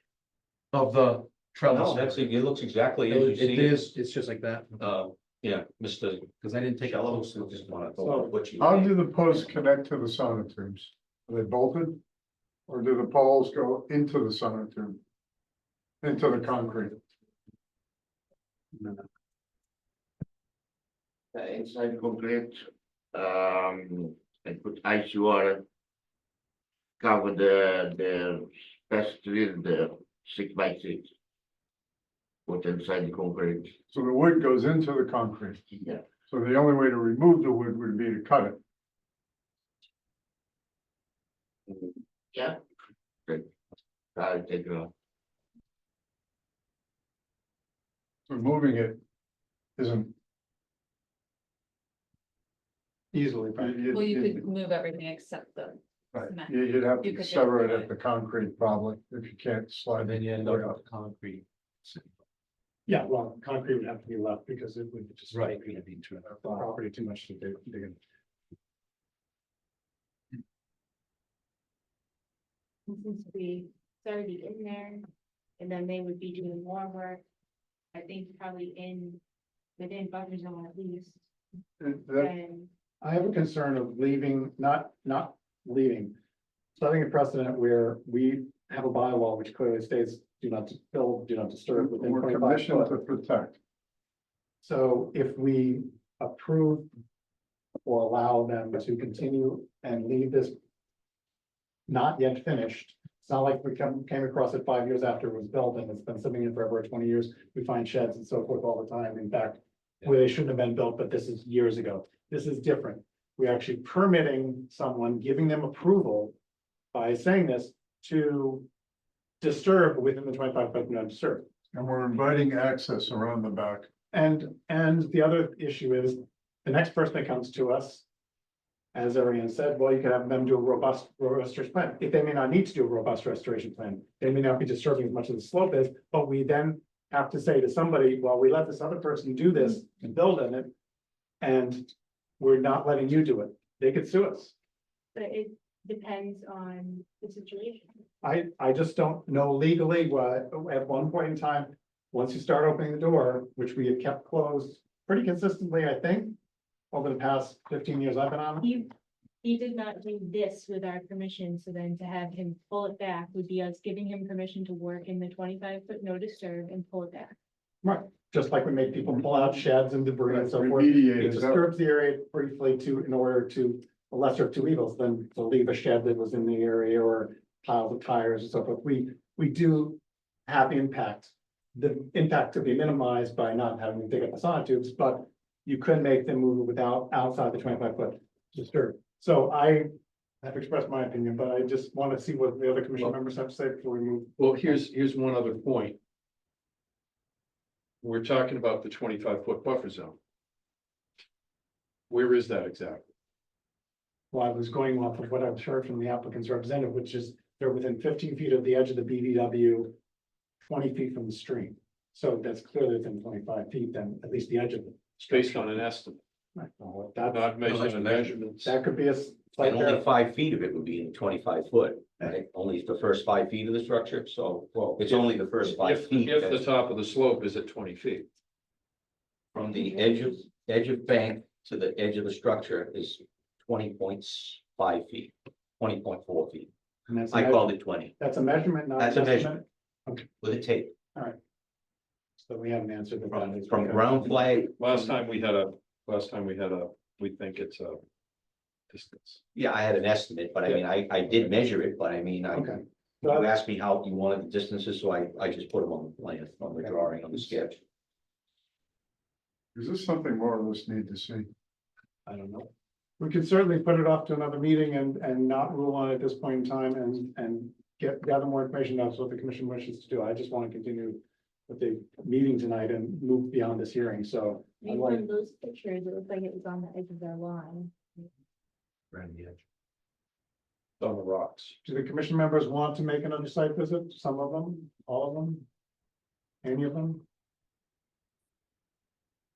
Do you want to wait until a couple months from now when you can see more of the slope? That's kind of where I'm at. I would like to. I think that's not gonna affect the structure. I think, No, I think that's- what that's gonna affect is the planting. Correct. Which can So be can done. can we close out on a high note and make a decision on the structure? That would be fine. I'm looking for a motion. I need to have some sort of motion since the I commission. make a motion that the structure gets moved outside the 25. With leaving the sonotubes in place Correct. to not disturb. the Sonotubes slope. can stay. Okay, we have a motion and do we have a second? I'll second that. Okay, we have a motion and a second discussion. Moving the structure without the sonotubes being touched outside of the 25 foot no disturb area is the motion. Any other discussion? I have a point. What is the advantage of doing that? Because we're basically, I understand the 25-foot no structure. I understand the local aspect of that. But by moving the structure back 5 feet, we're gaining nothing because the slope per the photo, the top of that slope is unchanged. That hasn't changed. So by moving it 5 feet further, what are we gaining? Other than moving it, you're gonna have, Protecting the regulation. you It's want, protecting you the want. regulation, it's protecting the regulation. It's not- Yeah, I get that. But that's the That's the answer, answer. that's the answer to you. It's doing our job. So it's the local. The local okay. bylaw, I which get is part of the town bylaws, which Okay. the Conservation Commission does Okay. enforce. and I respect has that. regular- Okay, That's what- so if there's no other discussion with commission members, do a roll call vote just so we get it clear. James, and this is an aye to move, just to be clear, so. Okay, aye, Accept the Tom? motion. Yes, second, Aye. Steve, Neil? No. No? Ariane? Okay. No, so. No, Okay. 3-3. This is when the chair gets to vote. Yeah, I vote aye. I think the precedent is, it's too important to not violate, at this point in time for this particular, activity, so. I would recommend that we move the structure outside and vote aye. So to be clear, this would not be closing this NOI, this is just making sure I write the order conditions. Like respecting that. For that, now we have to decide about a restoration plan and continued. If we want to continue this hearing. To a later time to provide us with a sidewalk, which would be able to see a less vegetated, robust. Slope to come up with a better sense of what kind of planting. Or restoration project scope would be needed. So moved. Yes, so. For how far down the road is the question, because I think we need to continue Well, this as a hearing to. professional, when he thinks the vegetation would be dormant. Well, I mean, I just think. I'm not sure that my client is willing to continue the hearing indefinitely. No, we don't want to continue to definitely, So believe me, we want to wrap this I up, but think- we want to be able to see what we can see, and we can't see it now, so. I don't have a problem with the commission wanting to go out and maybe you all should go out and look at the slope. But I think I represent any of my peers' opinions that there's really isn't anyone who would do any more than I'm proposing, other than maybe adding some mulch in the area that's a little bare where I have the arrows. Other than that, my golden rule has always been, if it isn't broke, you don't fix it. So Well, the slope is well vegetated, if I may, the slope is well vegetated. I don't think there's a need for a comprehensive restoration or planting plan. I think the slope, there's no evidence, first of all, that this slope was graded, disturbed, eroded. That channel, it's already been discussed in this open meeting, is a drainage conveyance for the town of Bellingham. So how can we differentiate between anything that comes off of this slope versus what comes off of a street or someone else's property? We That's have- in the conveyance. We have abutters who have witnessed from the other side of the stream. And reported at a previous hearing that they have seen erosion go down and siltate in the stream. I see no evidence of that. I'm not saying you don't now, it could have been washed out. No evidence, no, but I see no Excuse me, evidence sir, of it. stop, please, really. The hearing's gone on long enough. I'm gonna call it to a close. I've heard your points. Thank you very much. I know you don't agree with the Conservation Commission's opinion that they need to take another site look at this and may want to see when it's less vegetated to reassure themselves that your scope of restoration plan is good enough, but that's the commission's prerogative. So the Make a commission, motion to continue for 60 days. 60 days, thank you. So that would be putting us. We'll look at a calendar. Just To allow for more commissioners to visit. So that would put us to the. Those are about how far you can, as long as they. 60, I mean, it's a window that seems reasonable. 30 days from now, the slope's gonna, you're pretty vegetated, and we're not gonna get as good a look as we'd like. Going out now and looking at it, I think would just frustrate people like they did Don. Can't really see things through the vegetation that's there now. So, we have October 23rd and November 13th or two. So if you want to go to like the last week of October, then talk about it November 13th. Plan. I would like to go have a look, but I can't get out there for probably 3 weeks. Yeah, well, we can talk about that. Oh, I think they're trying to Not the next meeting, because you won't be at the next meeting. So our proposal works for you. No, that'll be at the next. meeting.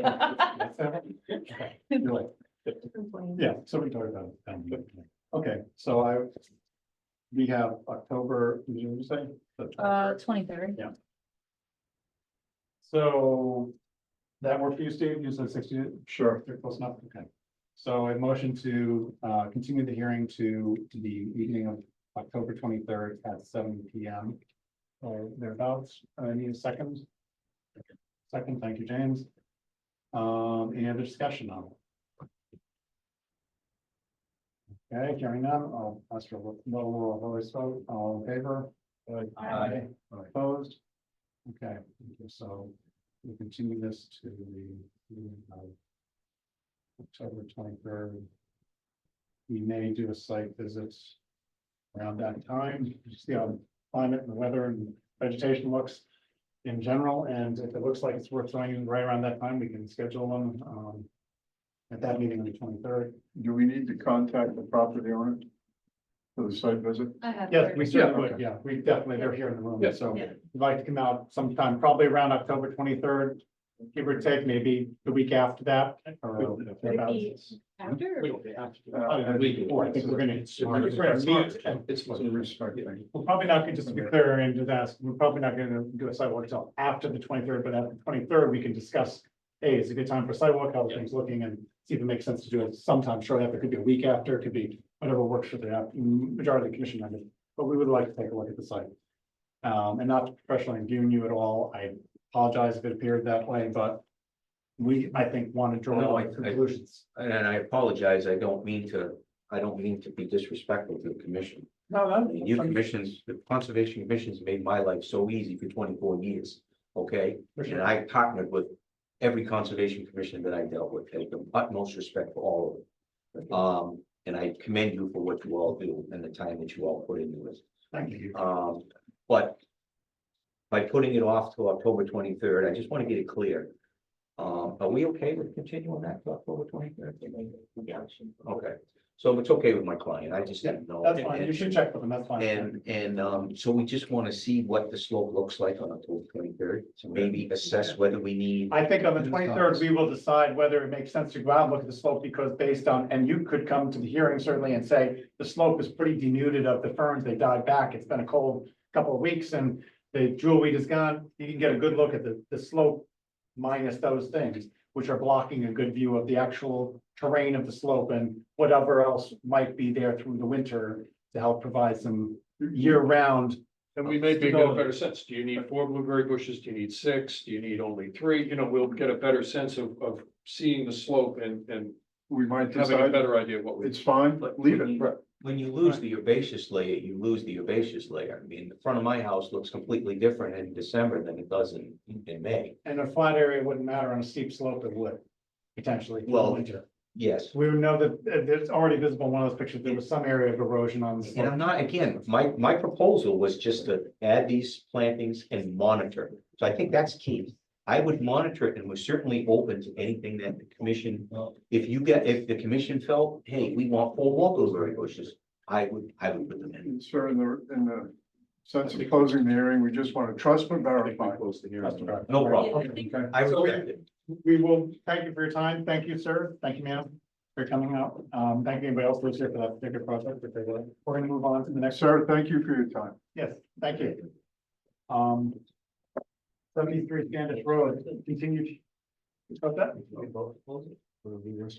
Yeah, We voted to continue, Yeah, yes. we will continue. Right, right. Thanks for checking. I wanted to make sure we weren't just in discussion. Yeah, you're right. You know, I think we did vote in Yes, second. you can come on up. So 73 Standish Road, continue hearing for amended order of conditions. They're requesting an amended order of conditions. Clifford Ansel of the applicant, 73 Standish Road, Nicholas Parrish, I'm gonna just jump to the last, sorry, we'll mangle your middle name there, from Willis Landscape, that's the representative. You're here for Yep, I'm here on behalf of Cliff and Donna Ansel about their proposed rain garden that was part of a proposal for a two-car garage that was later amended to a 12 by 24 foot shed. But the rain garden was never amended, so the size and scope was for a much larger building. Also, as we discussed last time I was here, the rain garden idea is difficult for some people to wanna take on as a project and yeah, for maintaining, for the homeowner to maintain and also for the contractor to put in. So I was proposing that we switch the rain garden to a dry well as it's easier for us to install, easier for the homeowner to maintain, and just would seem like it would do a better job overall. Recharging to the ground. Yes. Okay. Is this an open top dry well or? It would have a viewport. Yeah, he might. You did the whole presentation, were you at the last meeting? Then I gotta- Were you? Yeah, it was a You- good I don't think he was. Yeah, I don't think he was. Lost You can quickly answer yeah, that. Oh, yeah, you- Why don't you let him go ahead and answer it? It'd be quicker than just It'll going. have a viewport on the top, a pop-up emitter, so if there was more rainfall than it was initially sized for, which would be more than a 25-year rainfall as proposed. So if there was more water than it was initially sized for, it would come out this pop-up emitter rather than backing up the downspouts. You know, also allowed you to open it up for clean out, correct? And Yes. Checking for siltation. Inspection and clean. Exactly. I remember seeing that information, yeah. All right, so why did we reschedule it from last time to this? Yeah, time? You gave him like 3 little things, homework. And Yep. he gave them back to me and that's what I put on the portal. So just an updated site plan, his step-by-step and the NDES calcs. Okay. And so- so he provided them. Check. And they all look good. Yep, and I did a small excerpt for the plan of an annual gutter cleaning and dry well inspection, just so I figured it would be on the order of conditions. But I was asked to write it up also, so I just wanted to make sure that was Put there. that in as a, oh. Also on the PDF, I'm not sure if you noticed, there's 2 pages to it, for the updated sketch, because I gave kind of a rough sketch. Oh, your pencil sketch was. Oh, that was very rough. Yeah, so, I did You look a. well rested, by the way. Better than last. You time, want I this think. back? I took it from you. Oh, actually, yeah, Oh. I think I have some. Brochure, that's fine. Oh, well, actually, well, there's nothing on the backside, so if you want to keep it for records. All right, appreciate that. PDF. You wish me to, is there something specific you wanted? Oh, no, it's just the sketch is much better looking, it's all. It's No. beautiful. Yeah, thank you. I'm not very good with, You can put it on the fridge. I'm not very good with Acrobat. I did spend quite a bit of time trying to get the blueprint to look prettier, but I guess you gotta pay for the good stuff with the overlays and Oh, it looks the funny. geometry drawing tools, so. That can be dangerous. I saw that lady fall off that circle thing and you the other day. 16 feet to the ground, circle so long. Different. I'm sorry, not same acrobat, sorry. No. What is the structure made of? So the NDS dry well is, the NDS flow well, as it, advertised, is a plastic drum that is assembled on site, put together. You wrap it in filter fabric. It's got knockouts for different size piping, different locations, and essentially it's just an open bottom drum, surround it with gravel, and it just provides an additional 50 gallons of reservoir space to a, I guess, more traditional dry well, which would just be gravel in the ground. As they used to be put in, you would just dig out, fill with gravel, run your pipe to it, let it fill, but this also gives you a viewport, so all the piping goes directly to this hollow area. You can open that pop-up emitter, look down, see any debris, siltation, anything would be very visible. I don't even need one, you're selling me on. I'm sorry, what was that? Make it easy out of it. Yeah. Raccoons. All right. Think of time. I think we should, I would like to, Accept a motion to close the hearing and issue an order of conditions. issue an amended order. Amended order of conditions, thank you. Seconded. Second done, thank you. Any other discussion? Hearing none, seeing none, all in favor? Aye. Opposed? Thank you, unanimous vote. Thank you very much. You're good to go. Thank you very much. You can see Hannah about the order of conditions eventually, or be in touch with her. Oh, will do. Can I see a picture of baby? That's I don't want And it's to give a priority. commit her to a particular time yet. I don't know. Okay. Sometimes Actually, a picture of the family aside from me. I was actually just showing it to somebody, so I had it right up and about. Yeah. Very cute. Thank you. Oh, sure. And I have a, for the newsletter. Yes, Thank you very much. thanks. You all have You a just great day. thank Okay, thank you very much. Thank you. Yep. All right, we will move on to the next hearing. 66 Stephen Road. Here we go. Yeah. Set my Venmo. This is a new hearing for a, notice of intent for a proposed septic repair at 66 Stephen Road within the 100-foot buffer zone of EBW. Michael Rice is the applicant and the representative is Margaret Bacon, who is online. Thank you, Margaret, for being here tonight.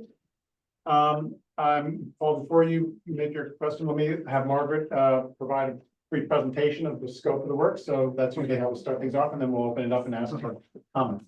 Margaret, please go ahead and provide your scope, and if you want to screen share, Hannah can provide that for you. Sure, yeah, why don't I pull up the plan? Go for it.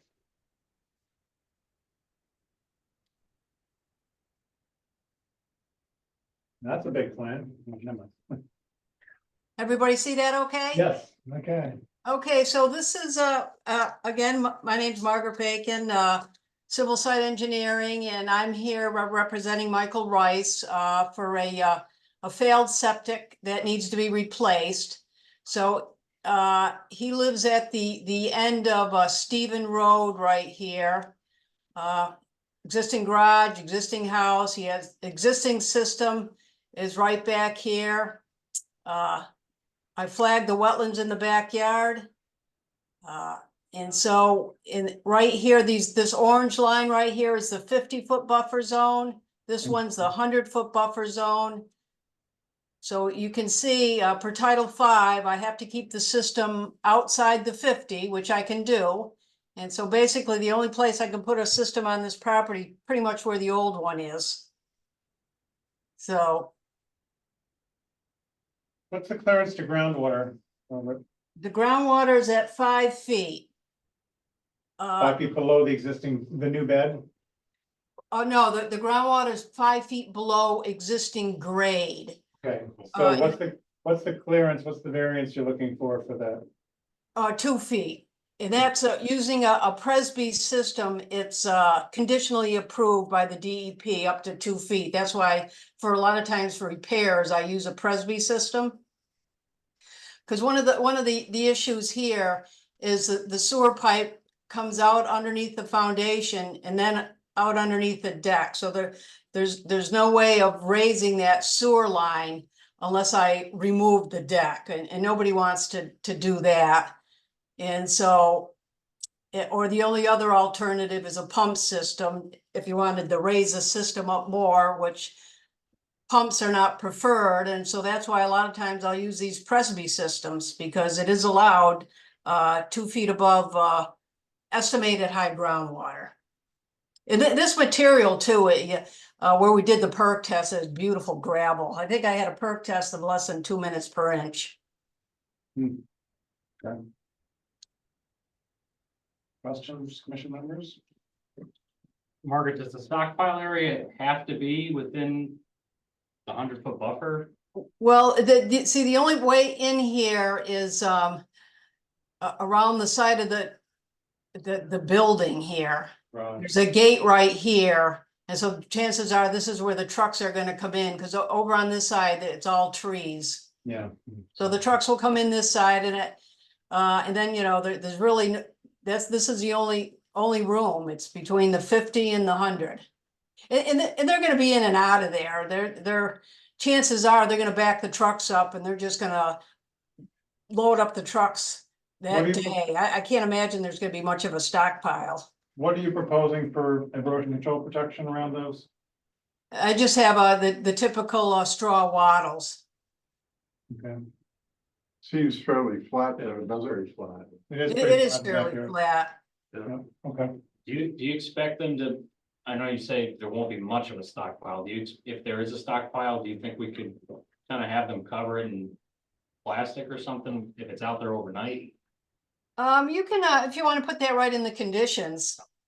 But chances are they don't like to move dirt twice. So chances are they're gonna, when they, excavate that, they're just gonna, with the excavator, their just way. dump it in the dump truck. My Chances are, Working around the pile, they don't want to do that either. Is the house occupied? yes. And my neighbor's two houses down. So the system's still working? It's still working. They did a Title V because the owner plans on selling. So the system didn't pass Title V, so therefore the need for a new one.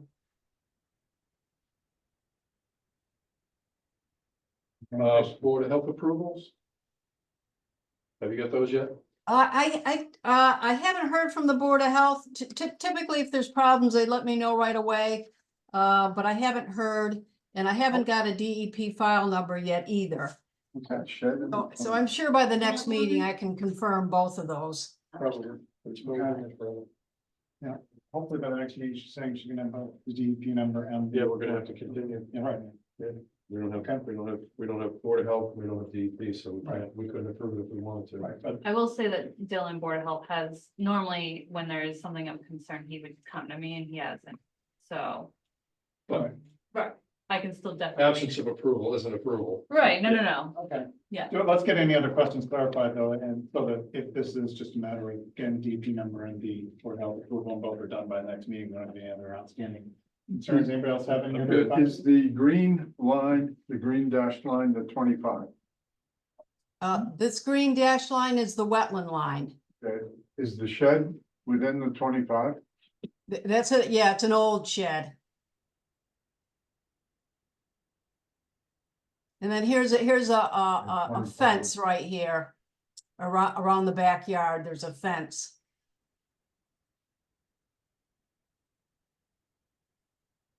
I'll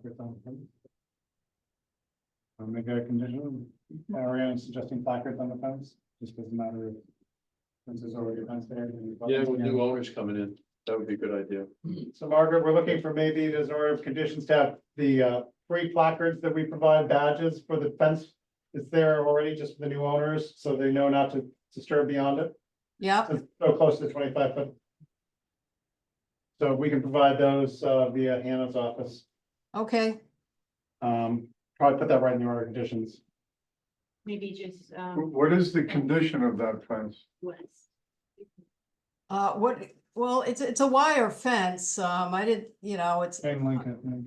I Chain couldn't link? climb, I couldn't climb over it, so it's still intact. I had to flag the wetlands. I had to go around the back there. I couldn't, you can't pass through it. Yeah. No, the beavers aren't getting through it. There's beavers back there in the wetlands. I'm good. Any other questions? No, okay. All right, Margaret, I think we're good. I think that we will continue this, but the expectation is that should we get the DEP number and the Board of Health approval from you in the next 2 weeks, that we would just basically be closing and issuing the order of conditions. Michael? Yes. Sounds good. We will ask for some comments from the audience prior to that, just letting you know that that's the expectation. Paul, would you, Peters? From. My only question was initially, the garage that he put up was within 2 feet of the paper road, Roberta Lane. Which that's my front yard, the paper road. And so if he had gone within 2 feet, he got a variance of that. My concern, when I heard a septic system going in, it's not my property. I wanted to make sure he did not encroach on Roberta Lane to put a leaching field in. Right. That was my main concern. Gotcha. And Mike gave me this print here, which assuaged me. It took care of my concerns. So I'm fine with that. There's gonna be vehicle traffic back and forth, putting the system in. I don't have any issues with that. The only issue I repeat was I did not want to have a private septic system on a public right of way. Understood, we wouldn't either, for sure. Yeah, That's well, good. I'm Good you're on top glad of to hear that. that. Good. Okay, good. Well, I'm glad that answered your question and we Yeah. heard you on that front. Good, that is I'm good. something with that. Is anybody else from the audience here for this particular hearing? No? Okay. All right. If you don't have any other questions, you good? No, I'm. Okay, I'm set with excellent. this. I'm All right, thank you, Margaret. I think, we're gonna look for a motion to continue this hearing to the evening of. My calendar on the right month here. Yeah, I think it's the 11th. The September 11th in the system, sorry. At 7 p.m. Mullen will go into effect. Yeah, no, I don't think so. So 7 p.m. or thereabouts, looking for motion, anybody? So James, second, anybody? Seconded. Don, second, thank you. Any other discussion? Hearing none, all in favor? Aye. Opposed? Thank you. Unanimous vote. Okay, thank you, Margaret. Okay, thank you. Take care. Yep. Okay, thanks That's it. all. Yeah, we're good. That's it. We're closing. Good to go. Thanks. Good to see you. Good holiday. Thank you. You too. Happy Labor Day. We will next move on to 159 Blackstone Street, the RDA. Up for determination of applicability. It's a new hearing. Addition of a shed and fence enhancement. Fence enhancement, okay, within a 100-foot buffer zone. Dan Sorrell is the applicant on 159 Blackstone. I didn't see it back there. And Dan Sorrell is also representing himself. Wow. Like a lawyer. Okay. Go ahead, Dan. Please go ahead and describe yourself. Oh, we have a 40-pound golden doodle that wants a yard to be able to run around in. He told you, And so, what's that? he told you that? Yes, he did. He made it very clear. We would like to install 3 sides to an already existing fence. The already existing fence runs along the 25-foot buffer. It has the placards from the developer of the property. Essentially, we just want to enclose the structure. And I would additionally like to add a shed on pilings, not in the ground, but just concrete blocks to house my tools. And where do you want the shed in relation to the 25-foot? It's outside the 25-foot, but I believe it's within 50-foot, most likely is where it's gonna end up, because outside of that is our septic leach field. It's essentially the only place that would be able to put it. Yeah, there's a little sketch on. Yeah, I remember seeing it. I just. Behind the driveway. For the record. Yeah, it would be behind the driveway or over towards the right of the property if you're looking at it from the street. Almost exactly where the previous. I understand there's, depending on the sizes of the shed, there's different zoning rules that we would have to follow. And we would essentially do that, but I figured this is the first place to start. Setback and so forth. Yeah, for setback, exactly. Okay.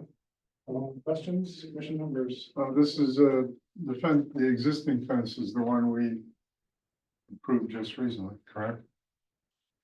This one with the 4 sides, yeah? Yes. This is the restoration project.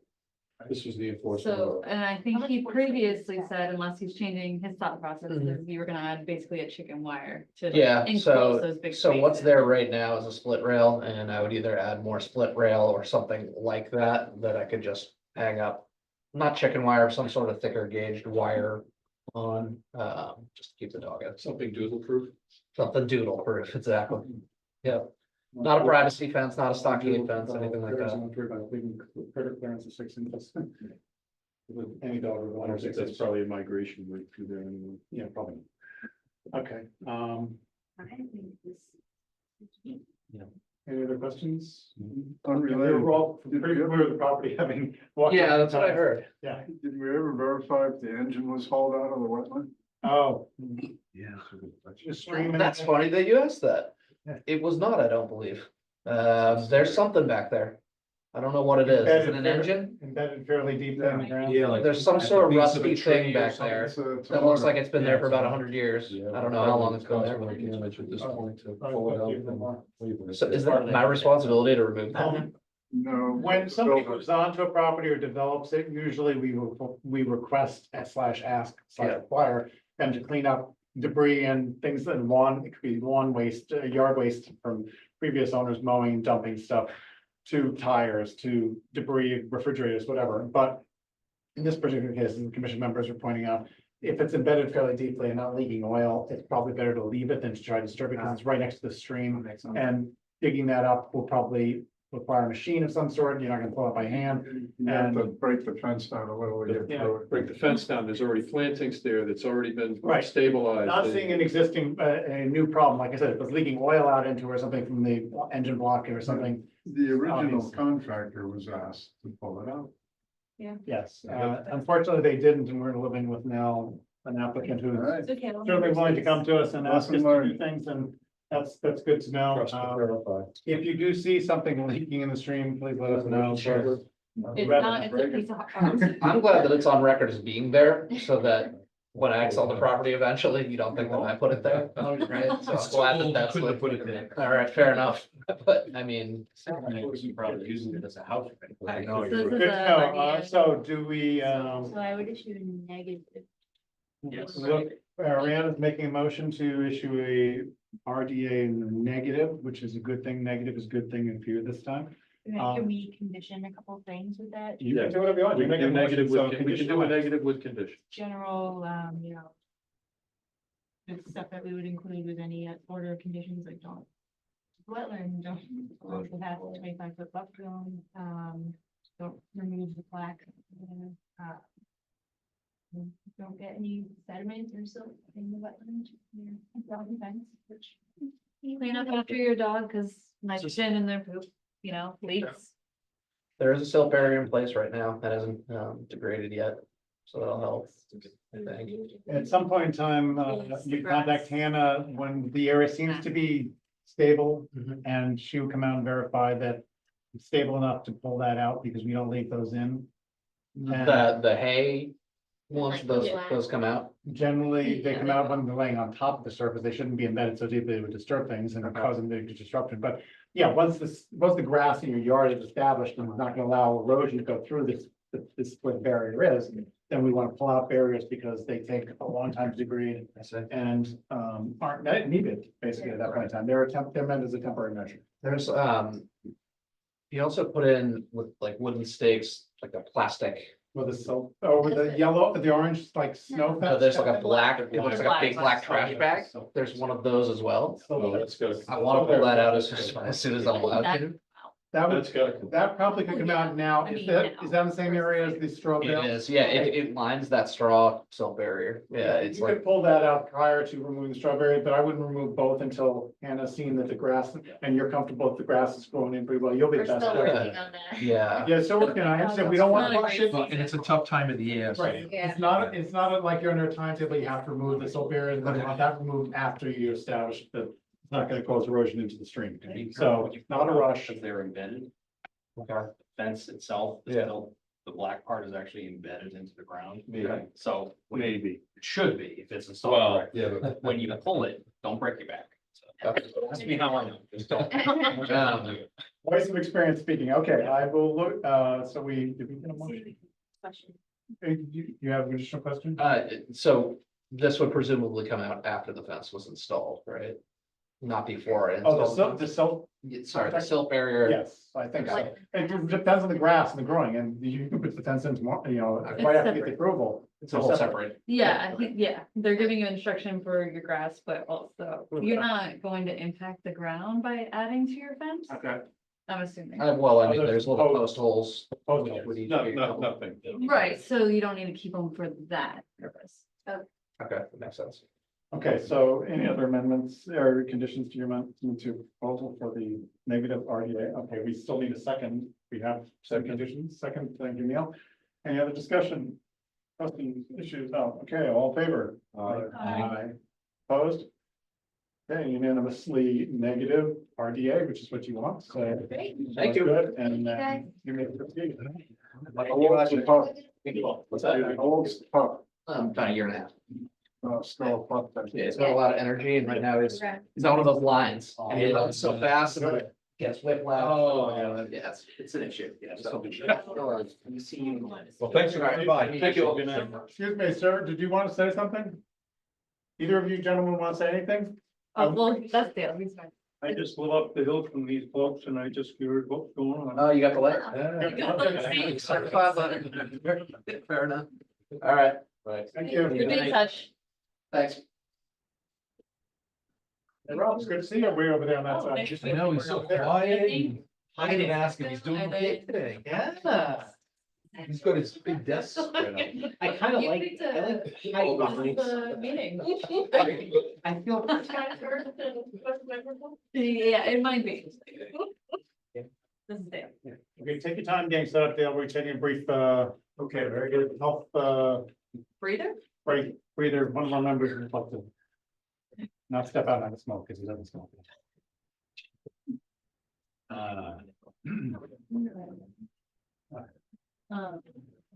This is mine. This Is one? this candlelight? This is candlelight. I'll open that in a minute. Yeah, I'll get back. I'm gonna move over here so I can see. You chose. You're right. We put out mirrors for you so you can see the reflection of the mirrors. Look, I like having the table. I feel protected behind it. There you go. Nobody can reach You're across the vulnerable. lines of you. I am now. Dale, behave, okay? Just hide behind the vote. Not in my nature. Actually, Close the curtain. you could hide it. Tonight was the That's first perfect. split vote since I've been on the commission. Is it? I thought we had one. It is a rarity, Cliff, when for 40 years, No. almost never has cast a vote. Yeah.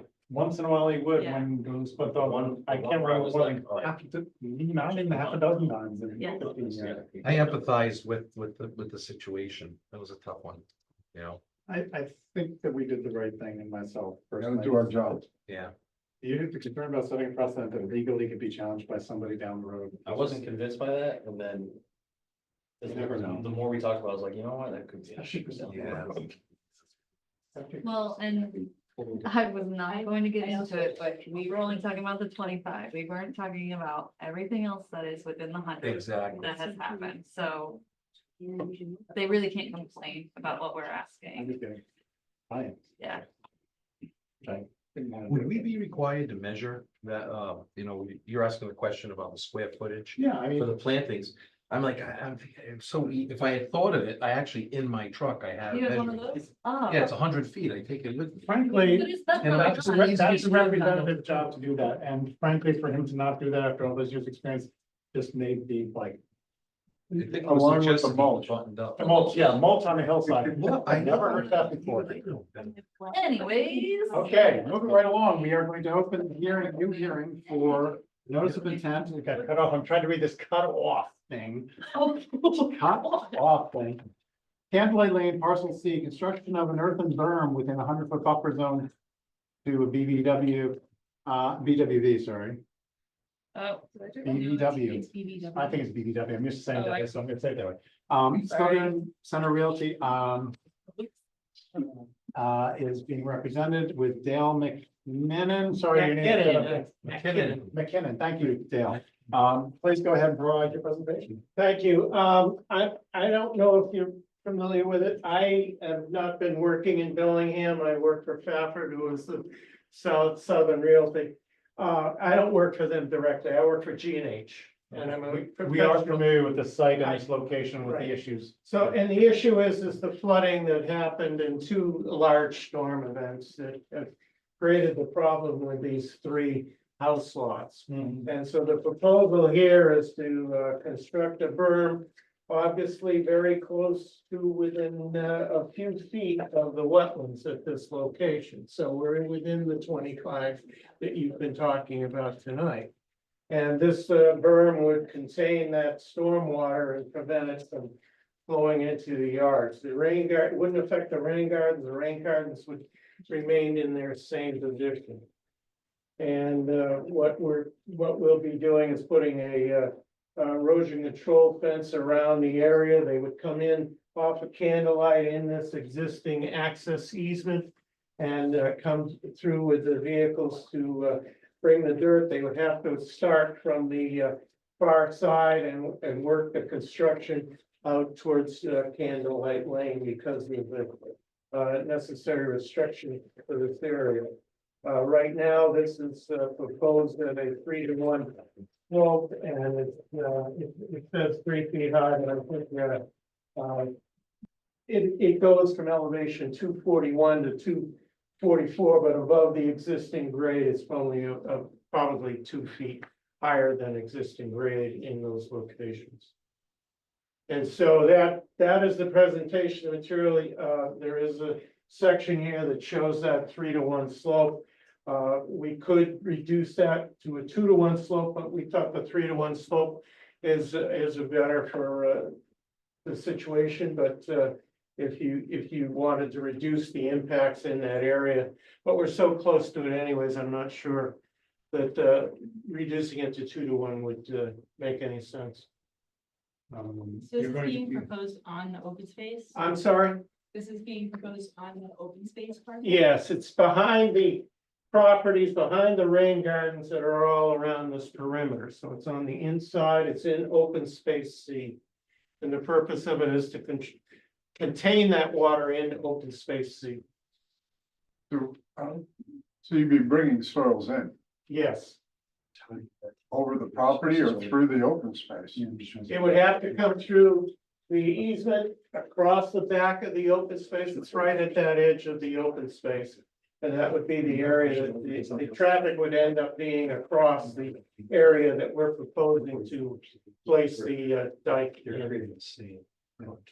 And I was just verifying that this wouldn't cause, because you do have higher elevations on both ends of the berm, you're not gonna be just pushing the prop out around the ends and getting two more people's property affected. No, it's connecting with the elevation over here and across. I was just over there. verifying that, yeah. Yes. That's good to know. What about possible ponding on the property side, on the rain garden On the side? property side. Well, there is the rain gardens. There are some, the rain gardens are there for that purpose to allow that water. And it was supposed to be, there wasn't anything that would allow it to go back into open space C as far as I am aware. So you're basically saying the rain guard should be able to handle the runoff from the yards and not Right. cause a ponding effect. Right. That would negatively impact them and. Right. What's And the, and I saw the pictures, and, you know, it was just flooded across the. what's the vegetation plan to the berm? Right now, it's just grass. I hadn't given it a concern. I'm not a licensed virus, but we can have Mark point that out if that's something you would like to do, sure. Probably a seed mix or wetland seed mix or something. Because it would be on the inside on the of the berm. fence? No, it's on the back side of It's the on the fence. back side. It's totally on the open space side. Okay, because, yeah, I walked on, it's not, there's not grass there. What is there? Trees? Yeah, it's wooded. Wooded. You're asking what? I don't want to say forest, Plants just on the wooded. berm. Yes. What? Yeah, it's gotta be some sort of grass mixture. Do you need to remove trees to put this in? I wasn't aware of that, but I have been to the site and there's certainly some vegetation, but I didn't, but I would call it shrub type. I can find out for that and tell you at the next meeting.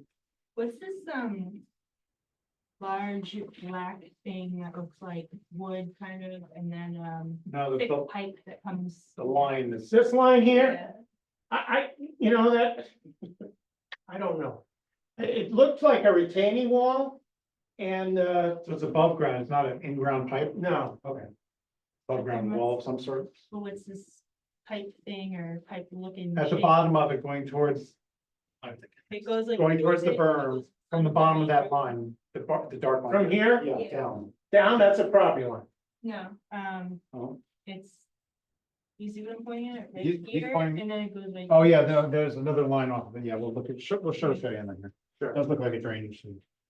It's pipe. Oh, that's what, I'm sorry, that is a surveyor's, line that means the fence line.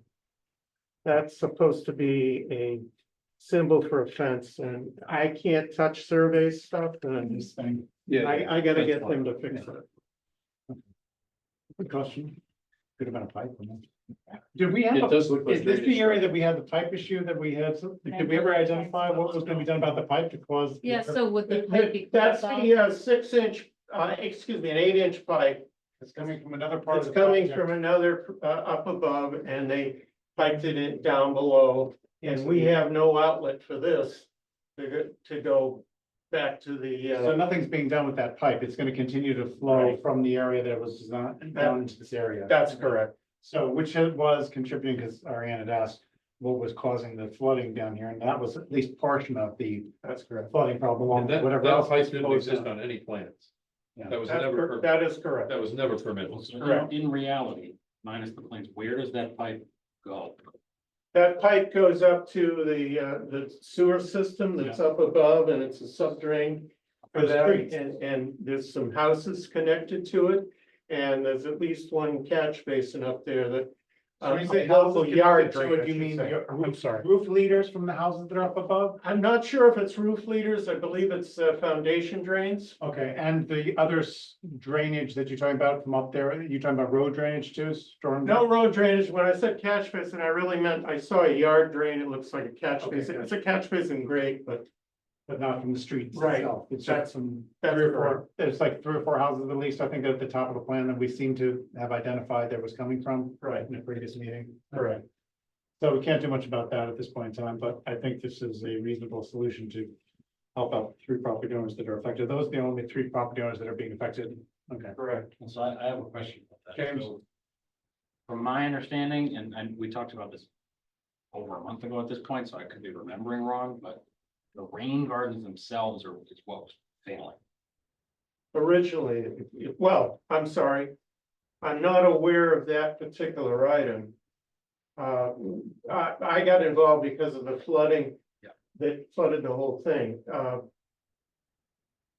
I'm not aware of the rain gutters not working. Rain gardens were failing due to the amount of water that was hitting them. Coming in Every from time they parcel would C. Fix it. From parcel C, not just down the hill from the people's houses or just from the. We know I don't think we ever truly determined Yeah. that, and that's when the I pipe don't know came that into for a play. fact. Now we're essentially cutting off attenuation as well. So if the water's coming from the other direction, it's just gonna get Well, worse. that's what I asked, if it was gonna puddle on the pond on the other side of the berm as So well. we don't know that answer. So we're just gonna have a berm with water puddled on both sides. So as part of gathering your information, if you could check with the 3 property owners and try to determine whether the rain gardens were being flooded from the basin of parcel C during these heavy storms in particular, or whether they were failing overall, meaning they were filling up the water, not draining down at all, It might, when there was a lesser It might be storm. hard to know that. Yeah, Well, well, I then, will they're say, the only people that would know, 'cause, I've seen it. Parcel Sure. C definitely did overflow into it, but I think what I'm saying is that might not be the only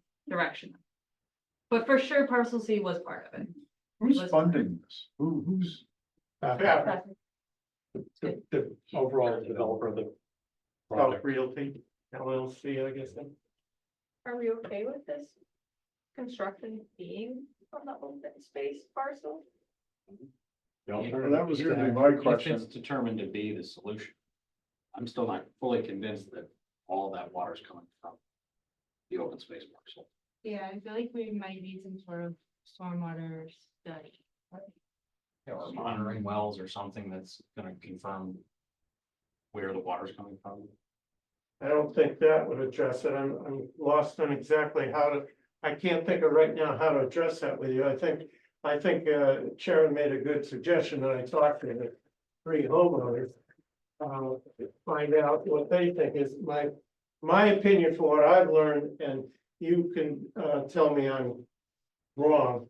But I believe it is just the water flowing in from parcel C. I wasn't aware that the rain gardens themselves, we had problems where we hadn't built the rain gardens, or I've heard about that. But I don't know that there's an issue with the rain gardens themselves.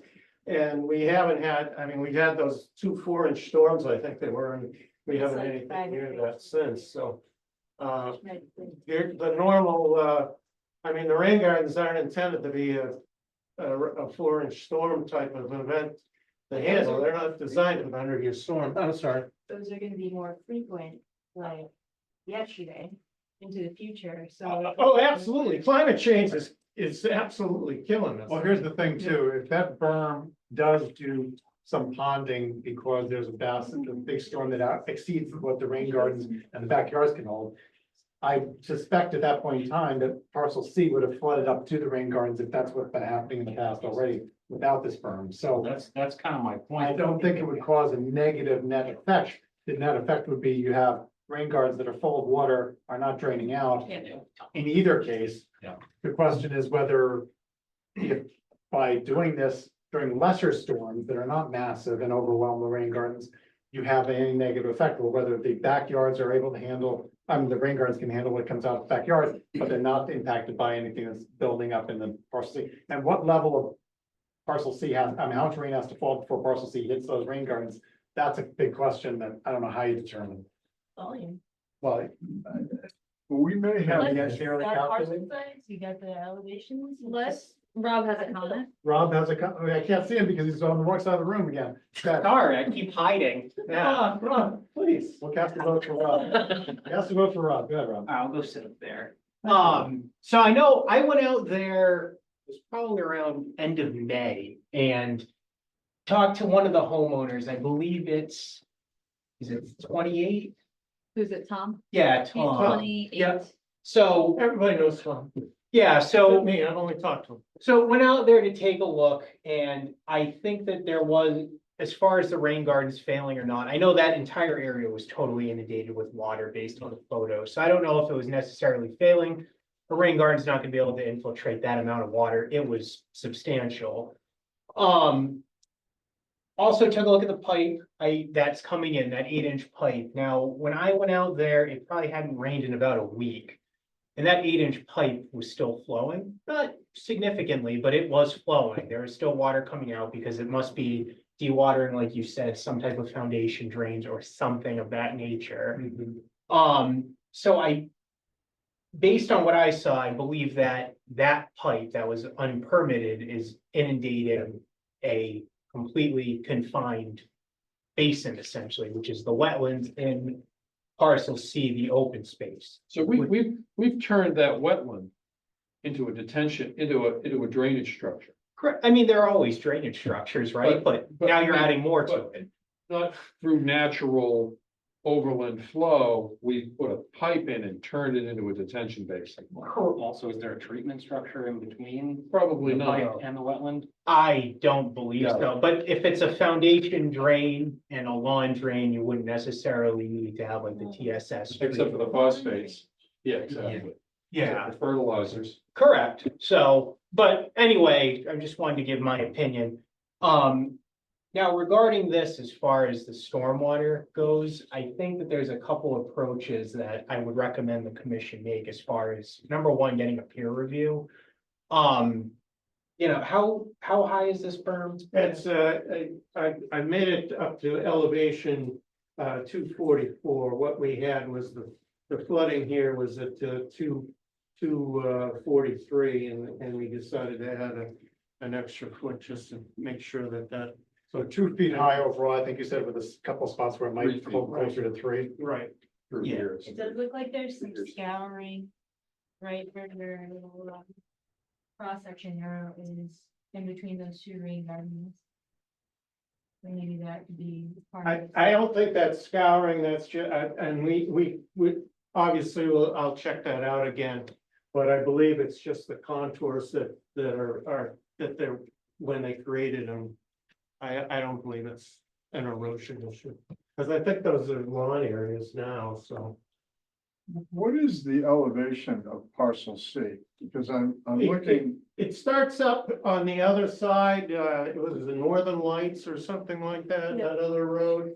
And it's higher up there, it's about 10 feet higher, so you've got all that water coming from that higher side up parcel C. The only thing that's coming into parcel C that we're aware of is that pipe that we found, the 8-inch pipe that's bringing that groundwater into the site. And then that flows down, and this is the low end. We tried to get an easement from the butters to bring it out to Candlelight. We weren't successful in doing that. So we thought that this would be the best way. In other words, if you're bringing something in, you should also allow it to go out, but it wasn't done. And we're at a situation where we can't get the cooperation to put that type of a pipe in. Is that pipe, visible and this accessible? They'll complain about the water all day. Yes, Yeah. Ad nauseum. And I think to that point, just with Dave, because I remember seeing a concept earlier on, prior to seeing this berm. I think some type of outlet control structure for open space C rather than a berm to contain the water, I think would be better, because in the event that the rain gardens were to fail, it gives the water a place to go. If that were the case, it would involve, I think, a little bit more, not a little bit more, a fair amount more evaluation to make sure that whatever water that's going into parcel C and leaving through some type of outlet control structure, you're gonna want to make sure You'd that. have to redo the drainage calcs for wherever that water's going. Correct, because it would most likely go into another stormwater basin. Let me ask, Steve asked a question which I don't think got answered. In the Sorry. middle of the basin, right in the middle of where it says parcel C open space, what's the elevation? In the middle? Yeah, right where your hand is. Okay, I well, don't see any elevation markers. It's like, that was Steve. It's contours, but there's no markings. It's about, it's coming down, so it's about, 240, let me think. It's about 244 up in And there. that's right. Go ahead, Steve. Picking up on Neil's comment, so 46 section. 246. the house on one side of the easement is at 254 at one point. Then you got, to the north side is 248, number 30 is around 248. Correct. 28 is the same. All of that is still higher than the top of the berm. So water is gonna flow down those backyards into the rain gardens. Correct. Substantiating Neil's concern that some of the source is coming from the property, the residential properties. Well, the amount of water on the yard, these yards is much smaller than the quantity of water that was coming on parcel C. Well, and in theory, the rain gardens were designed to handle that amount of water from the lots. For a reasonable storm, not. If the No, weather. not for the 100-year storm. Everything's gonna flood in the 100-year storm, which we have every 5 years now. Now, when I cross Candlelight, it So looks like true. we drop off again. I'm sorry, sir? Once we go through the properties across Candlelight, it looks Right. like we're down to the It two drops off, forties. it drops off to the, what is it, the lake over here? So Candlelight shouldn't be supplying parcel C. No. Could you repeat that? No, it's not. Candlelight should not be supplying parcel C. Not this part of Candlelight, this part, Right, yeah, but not this. Are you referring to the street or the properties? the street, any chance we can bring this up? Yes. Are you talking about the street drainage system? Because there's no impact from the street drainage into the site, it's only rainwater that. I'm looking that up. In the middle of the basin, is that the low point, right where your finger is right there? Is that the low point of the basin? Right here is the local. Okay, if you're talking about, Rob, an outlet structure to get the water out of here eventually, everything's higher up, the houses are all higher, and everything. Are you drilling through all this? How are you creating a drainage outlet that is from a low point? That's up to this guy. Well, I had originally gone to Rob to talk about having a pipe outlet from here to the drainage system, and we analyzed that flow into the detention basin that this drainage system connected to. It just seemed to me, and maybe I'm perceiving this wrong, that the basin is lower than Candlelight, which surrounds it. Is that not correct? That is correct. So Candlelight's higher, you've got a low basin, you're trying to drain it out somewhere, you've got to have a pipe that's aimed downward, you're going below grade.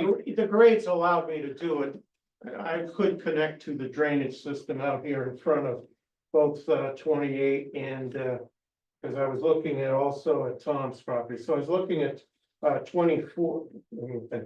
No, it was along the property line of 24 and also along 28 to bringing it out and connecting it to So there's a low the enough, existing drain system. the elevations are low enough to allow that, okay, I got the impression that it's surrounded by higher ground all the Well, way around. remember, our drainage pipes are 4 or 5 feet below the grade of the road itself, and so the road elevation, let me see if there's 240. anything on here that shows that to me. 244 is up here, okay? And we're talking about raising this thing up to 244, so it's a situation that, we're higher, but we're not that much higher, and then the pipes are lower so that we could have put a pipe in. I was proposing a 12-inch pipe to connect to the drainage system, and that would take it out. Anna. So just, this is up to you guys if you guys think this is important, but this originally was labeled as an isolated wetland. And we aren't addressing the topic that now we're maybe okay with allowing this pipe to still put the water in there, which is now changing that. And Yeah, the issue is the impacts. I mean, I can't just go and plug it or we would have done that. I'm concerned about the impacts and I don't know specifically what house it's connected to and things of that nature. So we could plug it up and then find out in a month, everyone that would have been impacted. yeah, Just wait for the phone to ring. Yeah, and the lawyers would love that, so. You could do dye tests and stuff from individual houses. You've got the It's going the wrong way, though. You can't get it to go uphill to where the downhill where you'd want. No, I'm saying if you wanna know which Oh, house okay. it's coming from, you put some dye in each of the foundation drains, different color. See what comes out of the pipe, and you know which houses they came from. You have to get proper donors permission, obviously, but I think they would cooperate. Connecting to the foundation drains would not be an easy thing either, because it's not like you have an open access to put that into. Right, I mean, I'm not saying it's easy, Um, but Do we, Yeah. do we know where that pipe runs under the road? Is Yes. it close to any existing drainage system that it could be tied into? It's too deep in relation to the elevation of, I'm sorry, is it northern, lights up Yes. here or Canada? It's candlelight all the way around. yeah, Or but the the backside. straight one is. Oh, yeah, the straight one. So that road is higher where it crosses and there is no drainage system that we could connect that to there. Right. Alright, so you're going to be looking into some things with regards to property owners and the rain gardens and their past history and so forth, because we like Correct. turn stuff there. Right. What else do we need to have, the applicants rep doing, people? Well, if they're proposing to connect that drain to anything, We're not, They're not. I wanted to. Can't get the easement. So will that pipe go under the berm into the, There is no There is no pipe. pipe. I'm sorry, it was There's no pipe. brought up as There's only a. what Rob suggested. no, the existing pipe? Oh, the That's, existing that's pipe, I'm sorry. over, that's Yeah. over there. That's up at Northern Heights and we cannot pick that up to connect that to an existing drainage system. All they could do is try to investigate if we ask them to, perhaps they'd be willing to. What properties it's coming from, the 3 or 4 houses that are at the top of the hill there that might be feeding that 8-inch drain. With the hope that down the road, maybe something we could do, but. Without anywhere to plumb it to and without knowing even where it's coming from exactly. Well, Is it not related to let's this pick up on age or Hannah and something? Neil's comment that So we you're turned saying this, if the abutter- I'm Hold sorry. on a second, we got, sorry, we're talking. Good, Steve. both Hannah and Neil mentioned that that pipe may be turning that into something. It's wasn't intended for it. Are we obligated to research that? Yes. Obligated to, we want to, I think, because we have an ongoing issue. that's Well, affecting the and resource potentially, area. well, and potentially, if there's no place to feed that pipe into an existing drainage structure in the street, they may have to construct a new drainage structure in the street and pipe it down to some place where it's appropriate. And not into open space parcel C. so there's this weird lot that's like 2 separate parcels. 82 Douglas Drive, and it goes in between these properties that are along Silver Ave and Rondo Road. And then there's the second one, which is the sewer pump house station, I think. They're both owned by the town of Bellingham. But that one is just a sliver that goes behind those properties, so could that maybe be the? I don't know where the other pipe is. I don't know where the pipe starts from and goes across. Is it on a, is it? Parcel goes. No, I don't, where's the pipe? The 8-inch pipe. So Where's this 8-inch, mystery 8-inch pipe? Northern Lights Way, right? Yes, it comes, on the, we have a street plan here. Once you point out where it is, we'll switch it around with Neil, see where it is, Sure. and everything else. Okay, So so, this is Northern Lights Way. right, so it's coming, I think it's. Yeah, can you? No, it isn't. Here it is, I'm sorry. It's coming in this lot right here. No, I don't. Okay. So So the two, Oh, I already have yeah, My computer. Yeah, let me put some water on it, fix it, water. Turn on the ortho. When you get to it too. Okay, this isn't, it's this area. yeah, this is Northern Lights right here. Okay, so it's coming in. So it's coming in this direction, Coming in. not from here. Right, it's coming from here. joining it. Yeah. Almost the intersection of Candlelight and Northern up there, in that corner. Where does it actually, where do they see it? It's Right right- here? I got it right about in. We've got it on the screen now. Going down through this area? Oh, right here, right here. So it's coming out of the back of these parcels and then coming through this property line. Where does it actually stick out though? Does it stick out in our parcel C? Yes, Like it goes all the way down? Yeah, because I think it's on the other side of the split rail fence. it is, Okay, okay. just a couple of feet beyond it. So it sounds like we're trying to mitigate the effects of something that was never engineered, permitted, Correct, Approved, correct. correct, yes. Yeah. Which is why Neil's suggestion that perhaps what they need to do is build a different structure up in the street somewhere and catch this before, when it crosses the street and have it go into some other direction, another piece of pipe going down some other direction. And if you look at the lot, the way the lot is wooded currently, and it's, isolated, if we keep introducing more and more water into it. Yeah. Are we going to, And some, A lot of trees. depending on what the tree canopy is, some trees don't mind having their feet wet occasionally.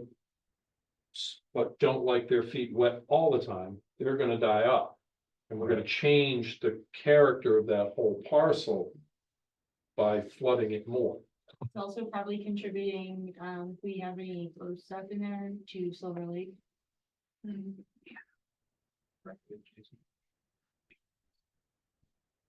You're saying stuff that isn't gross stuff. Like oils from the road, things like that. It's not getting any road runoff. Do you guys want to do a site visit? You think other pipes run in there that we don't know about? so But But from a It's long. not like any. Oils on there. Well, I'm familiar with the area, but not exactly where that pipe comes. We had someone to a camera that Yeah. we have some idea of where this pipe goes, but not individually to each what location. I will bring a plan the next time, at least shows the layout of where we know it is located and where we think it's going. my question, I guess, is to the veterans and Rob. Is this isn't the first time we've had this mystery pipe appear on these projects. Whose responsibility is it, if anyone's, to chase this down and get these answers? It is ours. Bafford's. Yeah, the roadway hasn't been accepted by the town yet. That's so- why Google, the little man doesn't go on there. A little yellow. Yeah. But if the commission is interested sooner rather than later to go take a look, because I recommend it's a lot, it's better to see the site because I know Dale and Jim from GNH, I know they're trying to explain it to me over the phone and myself and the DPW ended up going out there to understand The exactly. site visit helps, but I think Trafford needs to Actually, come up with research a this plan. pipe and get it on a drawing. Get it, I think I need like, because we're gonna be some faced sort with of it. before and after stormwater analysis shows like existing runoff going in there and what. Well, we have the original, Yeah, but I we have the need, original calcs. need updated now, that Right. doesn't use the, what, TP 40? That's not. TR 55. No, TP 40 was it's still accepted, but the Atlas 14 is now, I want to see Alex. But And again, we don't know, absent any calculations, that this pipe is the entire cause of the flooding. Oh, it definitely is, like 4 But inches. it's of rain. contributing, Right. it's contributing to it. But this, a study like that would tell us where all the water is coming from. It might be contributing more than we think, because a week after Right, no but we rain. it don't, was we still can't running. quantify how much it's. I've done some calculations and I'll be, I don't have them with me, but I'll be glad to provide you whatever you want for calculations. In other words, that when we were designing a pipe outlet, I had to know what the Q was gonna be, and I did that, and I knew that it would handle the 100-year storm event, the 12-inch pipe that I was proposing. That 8-inch pipe, I've never seen it running full. I just think it's something, probably a foundation drain, that a house was too low and it's working. I'm not really sure what it is. It could be that they put it in to drain the site so that when they constructed the sewer, that type of thing. So we had the videos done, but it's like we couldn't do it further, and I don't really know why, so I will get that information. I can provide the videos to show you what we have, and I'll be glad to share that with you. I guess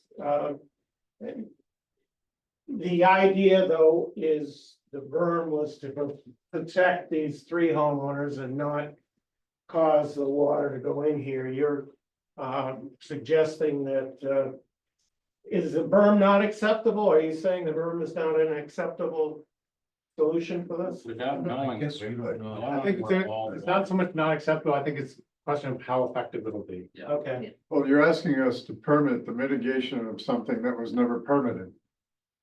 yes. Without any calculations or anything that And- shows. Well, again, I can do, I give the calculations, and I have the calculations, so, but I didn't think that was really necessary for a berm, that's all I meant. In other words, this will contain the 100-year storm. This height of this berm. That's the inside out or outside down the hill? I wasn't considering Or both. I wasn't considering, when I did the calculations, I just did the watersheds of the water that was coming from the lots on the perimeter around. I wasn't considering these adding to it, but there's a heck of a lot more of the back street. than- Were you considering the than those 8-inch three. pipe at all? I was, I did not, because I really consider the 8-inch pipe to be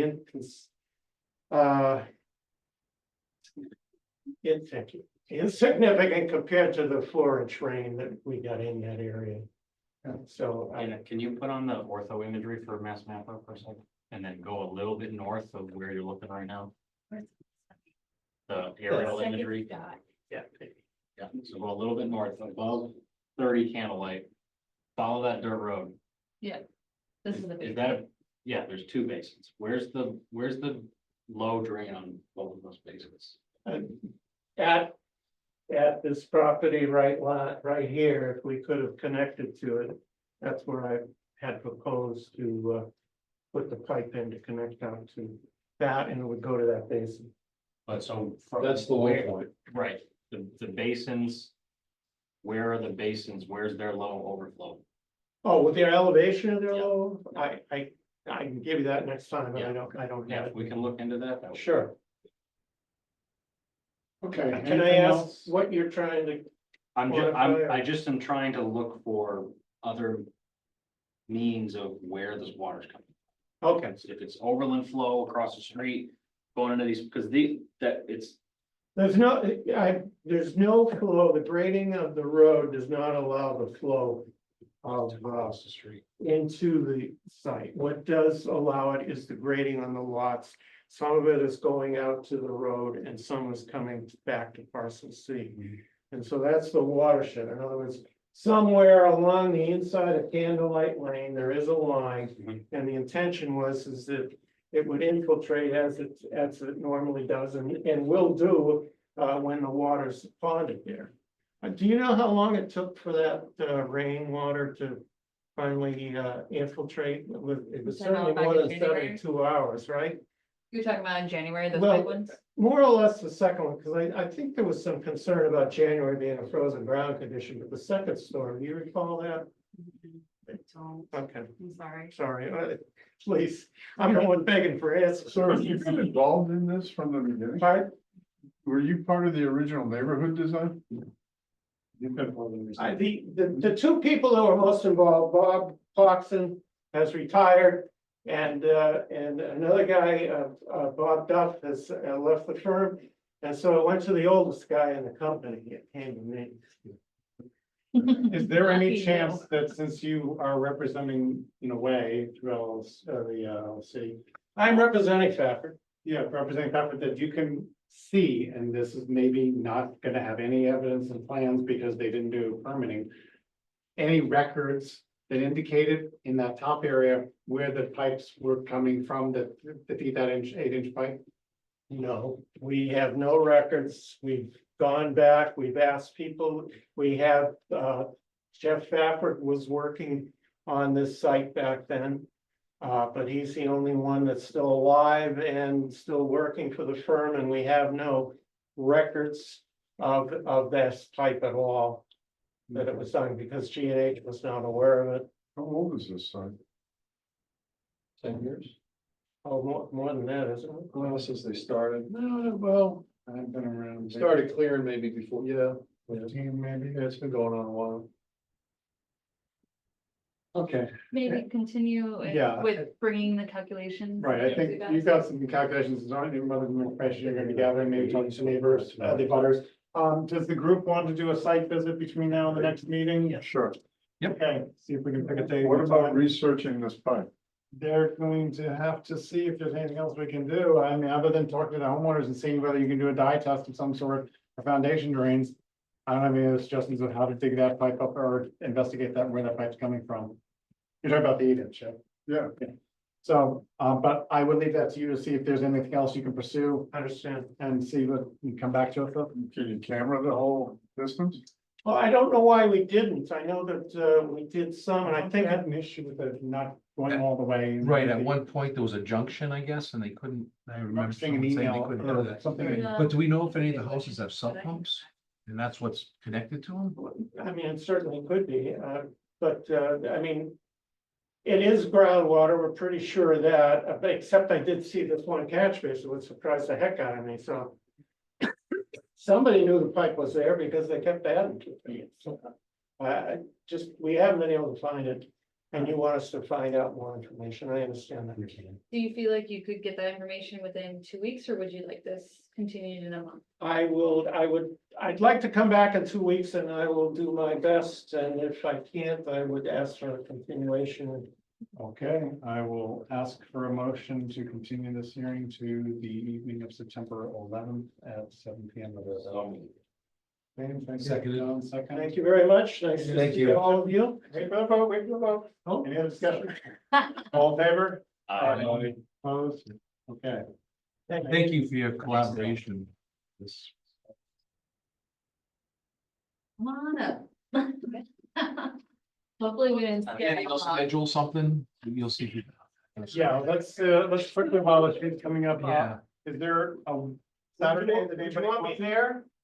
Yeah, I think if we can get somebody else representing this, does the 7th work for anybody, or the 14th? 7th would be better. What day of the week is That's that? a Saturday. Saturday mornings usually work for us, for the commission works. I I want want to see him. although it doesn't have to be, certainly, 7th works for me. You're gonna be gone both of those weeks, right? either of you two. I'll be back on the 14th, but I'll Saturday's not gonna work for either of you. be like jet lagged. Both very quick figures. Okay. You know, we don't have to have somebody I'll go be- there. You can just walk I'll down be the on site and cut GMT. between people's properties, right? Okay. And go down and check it out yourself if you want to. So Yeah, I think that. we definitely. I'll be like, All right, so we've got at least 2 members who are gonna go check it out on their own, and this, not hostile territory, I think they can get down there pretty readily. What about the rest of you guys? You wanna try to do a date, or 7th. Sure. the 7th works I can for Gotta be, Whatever works, yeah.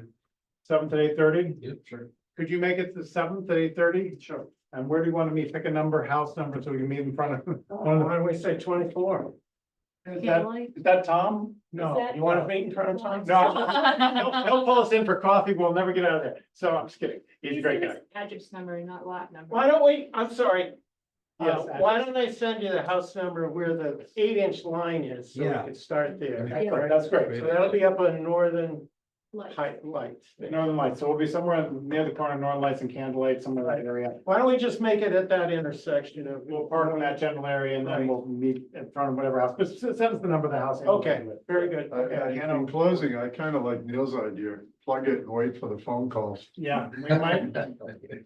I won't say anybody bring an 8-inch plug with you, but you know. No, I said Okay. if they. Thank you, thank you. Phone Thank you. will start. That's what they- No, absolutely. Juliet Harris, is here for a new hearing and enforcement order for 90 Pleasant Street, clear cutting within the 100-foot buffer zone of DBW. Did I do it again? Sorry. Mhm. Okay, you're consistent. Juliet Harris, 90 Pleasant Street, representing yourself and the applicant. Yes, Juliet, welcome. Can you describe what's going on? So I moved up here from North Carolina less than 2 years ago. I have never dealt with wetlands before, although I have to say I've become more educated with some of the things Hannah showed me and a lot of the things I've heard tonight. But my other half and I were removing some dead trees and some invasive species from behind the house. And that's how all this started. So I was unaware of needing to come and get a permit or approval before. I had never done this before, so I apologize. Okay. Well, you're willing to learn, and that's a good thing, as opposed to people who willfully ignore the law and the regulations. So we appreciate that. I did know there was wetlands behind my house, but I thought it was in the far back corner. But I didn't know anything about buffer zones or zones. anything like that, so I think that's where the confusion came in. So you were gonna cut all the way. It isn't down. It is, I grew up on a 400-acre dairy farm, so I didn't. So you weren't gonna walk all the way out to where the water started before you stopped cutting No. things. You were gonna. I have no stop interest in going back to buffer my zones, grandfather's yes, okay. property. So Hannah, since you're more familiar with the project and the details of the site rather, what are we talking about having been done, needing done? So this is her property. Mhm. And the pictures I had sent you based on DP got anonymous, I don't know, letter, email saying, hey, could you check out 90 Pleasant? There's been some cutting and I think I brought that up at a meeting at the beginning of the summer and Neil had commented, I'm pretty sure we did a septic there. And so I had the plot plan, and was able to see basically exactly what this shows, which is, you know, the wetland back here. I drove by, took a picture, and then I called Juliet. So, but basically where my mouse is, you could see that there was dirt piling and maybe were you collecting your logs right there? There was some so there was a small dirt pile and there was a gravel pile. Right. So the small dirt pile was what with some loom that I got for my bucket stands and for my flower bed. That's all that is. The gravel pile is what I'm putting in the bottom of the flower beds up front because I pulled my mulch up this year. Last year I cheated because I was coming in a big hurry, so I didn't put any paper down. I just threw new mulch on top of the old mulch. Well, this year when I came in and pulled out all the mulch, there was mold against the house. And so I was like, I've got to line it with something to keep this, you know, so that's why the gravel is there. It's for that bed and for the one on the side of the patio. And then, based on where your house is, where were you cutting down trees? Because I only saw the stacks of trees. I didn't obviously go onto her So property. if you look at the drawing, can I walk up and show you? Yeah, sure, point away. I had a picture snipped on my laptop, but I did not email it to myself. I apologize. I've been Okay. traveling for about a month, ever since the week after I called you. I've been down with my mom. My mom's very sick with cancer. So the trees we cut, there's a little row of evergreens right here. There's probably, I don't know, maybe 12 of them.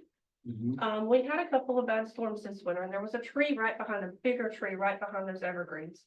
It had some storm damage and actually had fell into those and was leaning towards the house. And so that's why we took out the few evergreens right there and the tree that was leaning on it this way. There was one tree over here that had fell that way.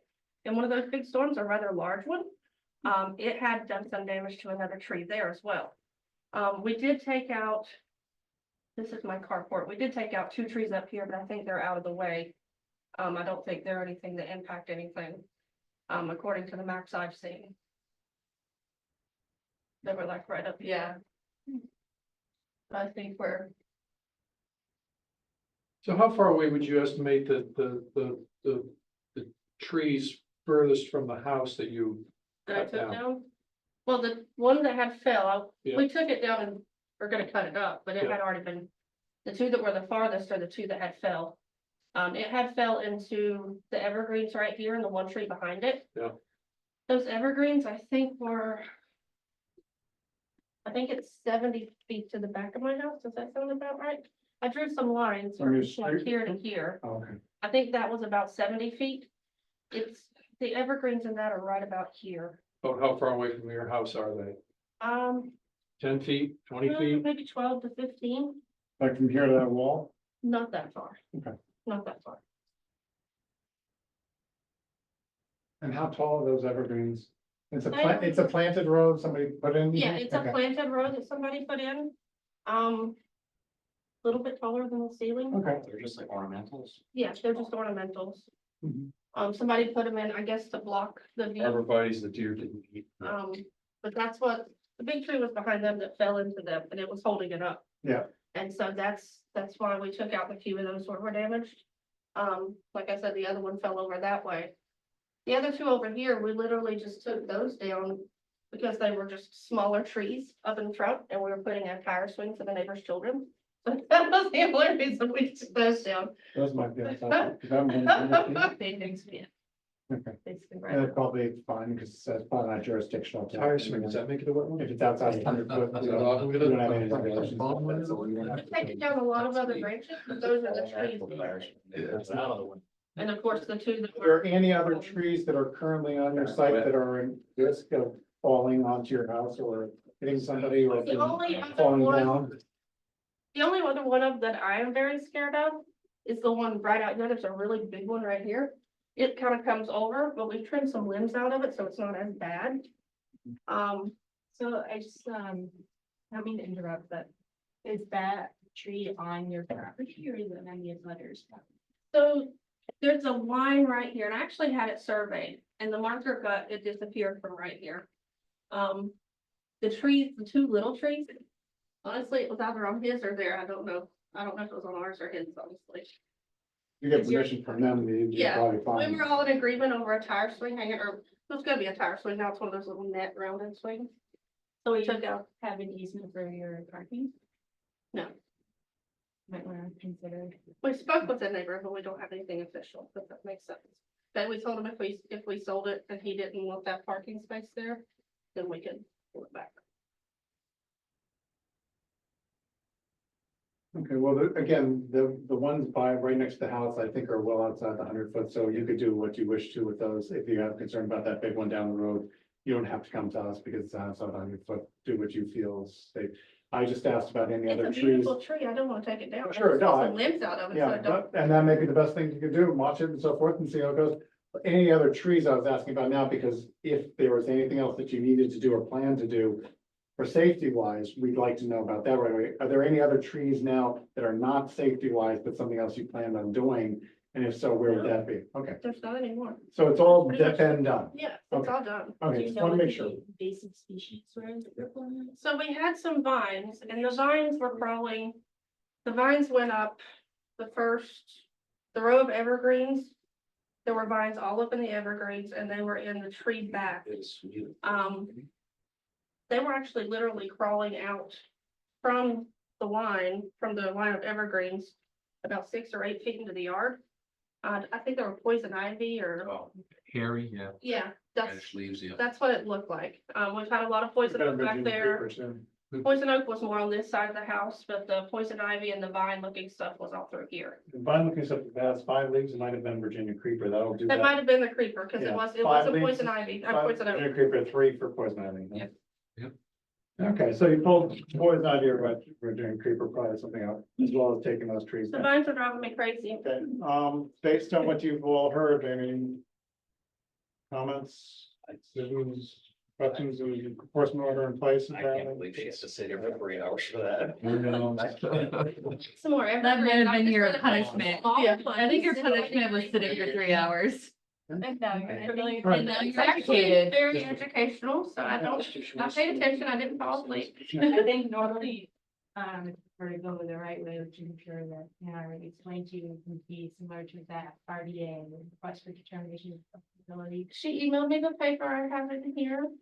So yeah, going forward, if you want to do something on the property, knowing that you have wetlands back there behind your house, just come to us. We can help determine whether you need to apply an RDA, as Rand said. Will help us tell you whether you need to even come to us for a permitting process or whether it's good to go. And Hannah or whoever in the office there can help you out with, helping get paperwork in order and so forth. So feel free to come to us. We're happy that you were willing to come to us now as you were and learn from it. And I'm sorry you had to sit there, as somebody, James said, for 3 hours to hear something that was basically, thank you for coming to us and in the future, to come to us again and we've learned from it and we have to, and there's nothing more that we, I think, need to do about it at this point in time. I do have one other question. Sure. So I told you we were gonna go ahead and finish cleaning up what we had cut, but we haven't yet because we've literally been traveling for the past 4 weeks. So the limbs we have cut. Can we burn them? Do we need a permit for that? Or You can only do open burning between January 15th and April 15th. Town is there? an fire area that department has a accepts that? permitting process. If you cut them up small enough, you can take them to a recycling center in the back of your truck or car. They do take brush Saturdays and Sundays, to 8 to 2, right this time of the year. If you call the fire department, they'll tell you about the burning and. Yeah, there's an online process with the fire department in town. You can apply for it, but again, you can't burn until winter time and only by checking each day to get permission for that day. But yeah, going to the recycling center may be your quickest way of disposing of it at, do you know where that is on Maple Street? No, so Okay. I can look at. So Maple Street is South Maple, South Maple, South Maple Street. right in yes. front of the big landfill. Formerly. Yeah, Yeah, okay, yeah. so you're good, thank Thank you, you. appreciate it. And if anyone contacts me, I'll say, she good. Thank you very much. Leave her alone. Thank you. Hey, let me know if I'm doing something wrong. Thank you very much, appreciate it. Good night. I will accept a motion to have anybody make comments they want to on the minutes. We have the minutes. That was an enforcement order, right? So. Oh, yeah. Get the votes to release. One's in this, okay, so we thank you for a minute. So we need a motion to, I think release it. release the enforcement order. Yeah. Based off the tip. Withdraw, retract, whatever. Reach out. Get rid of Okay, it. so withdraw, retract, whatever the appropriate term is. The enforcement order for 90 Pleasant Street, I'm looking for a motion. So moved. Thank you, Don. Second, Ariane, thank you. All, any other comments? No? All in favor? Aye. Okay, opposed? Okay, good. That's unanimous. Thank you. The minutes, we had 2 meetings worth of minutes for the, I don't have the dates on here. 28th and, oh, that's it. 20 something and August 14th. 24, 28th, 28th and the 14th July of August. 24th. Oh. August 15th. Thank you. 24th and August 14th. Anybody, I haven't seen anything, note of except, heading on, one of them has, that's a comma, which I didn't pick up on even, but 2 commas. in the date, it's like August. I will go 6th. quick. Make sure the minutes say BBW, not BWP. Oh, yeah. Spell I don't check. do that. Autocorrect. Okay, so I will accept a motion to approve the minutes of July 24th and August 14th. Thank you, Steve. All right, all in favor, any other comments? No, okay. All in favor? Aye. Opposed? Yeah, thank you. Bylaw committee appointment. I don't know. Rob wanted me to put it on there again. Bylaw committee appointment, Rob has a comment, thank you. Don't anybody leave yet, we have one important issue. I'll make this extremely quick. Thank you. We went from 5 members to 7 members, so there's 2 openings for the Conservation Commission. I know there are a couple members that reached out to me that were interested. So, and that was Don Coelho and Steve Kohler. So what's the process for you to? You'd make a motion to appoint those 2 to the, to that, To represent. to represent the Conservation Commission for the Zoning Bylaw Review Committee. And then I would like to make that motion. Okay, we have a motion by James to approve Don and Steve for the zoning bylaw committee. So let's have a split vote. Second, Just for fun. any other discussion on the split vote comments, which we don't need? All in favor? Opposed? Opposed. One opposed, I guess. No, I'm kidding. I'm. Okay, not opposed, for the record. Not opposed, so unanimous vote, thank you very much, good job, guys, thank you for Yes. participating, let us know how it goes. Okay, I will, Sure it'll be don't okay. anybody leave just yet, where there's something after we close the meeting, I need to mention. And Rob will be hanging out for that too. Yep. So I will accept the motion to close the meeting and adjourn, and we'll make that. Thank you, no, second? I'll second. Second, okay, all, discussion, all in favor? Aye. Opposed, okay, thank you. We all.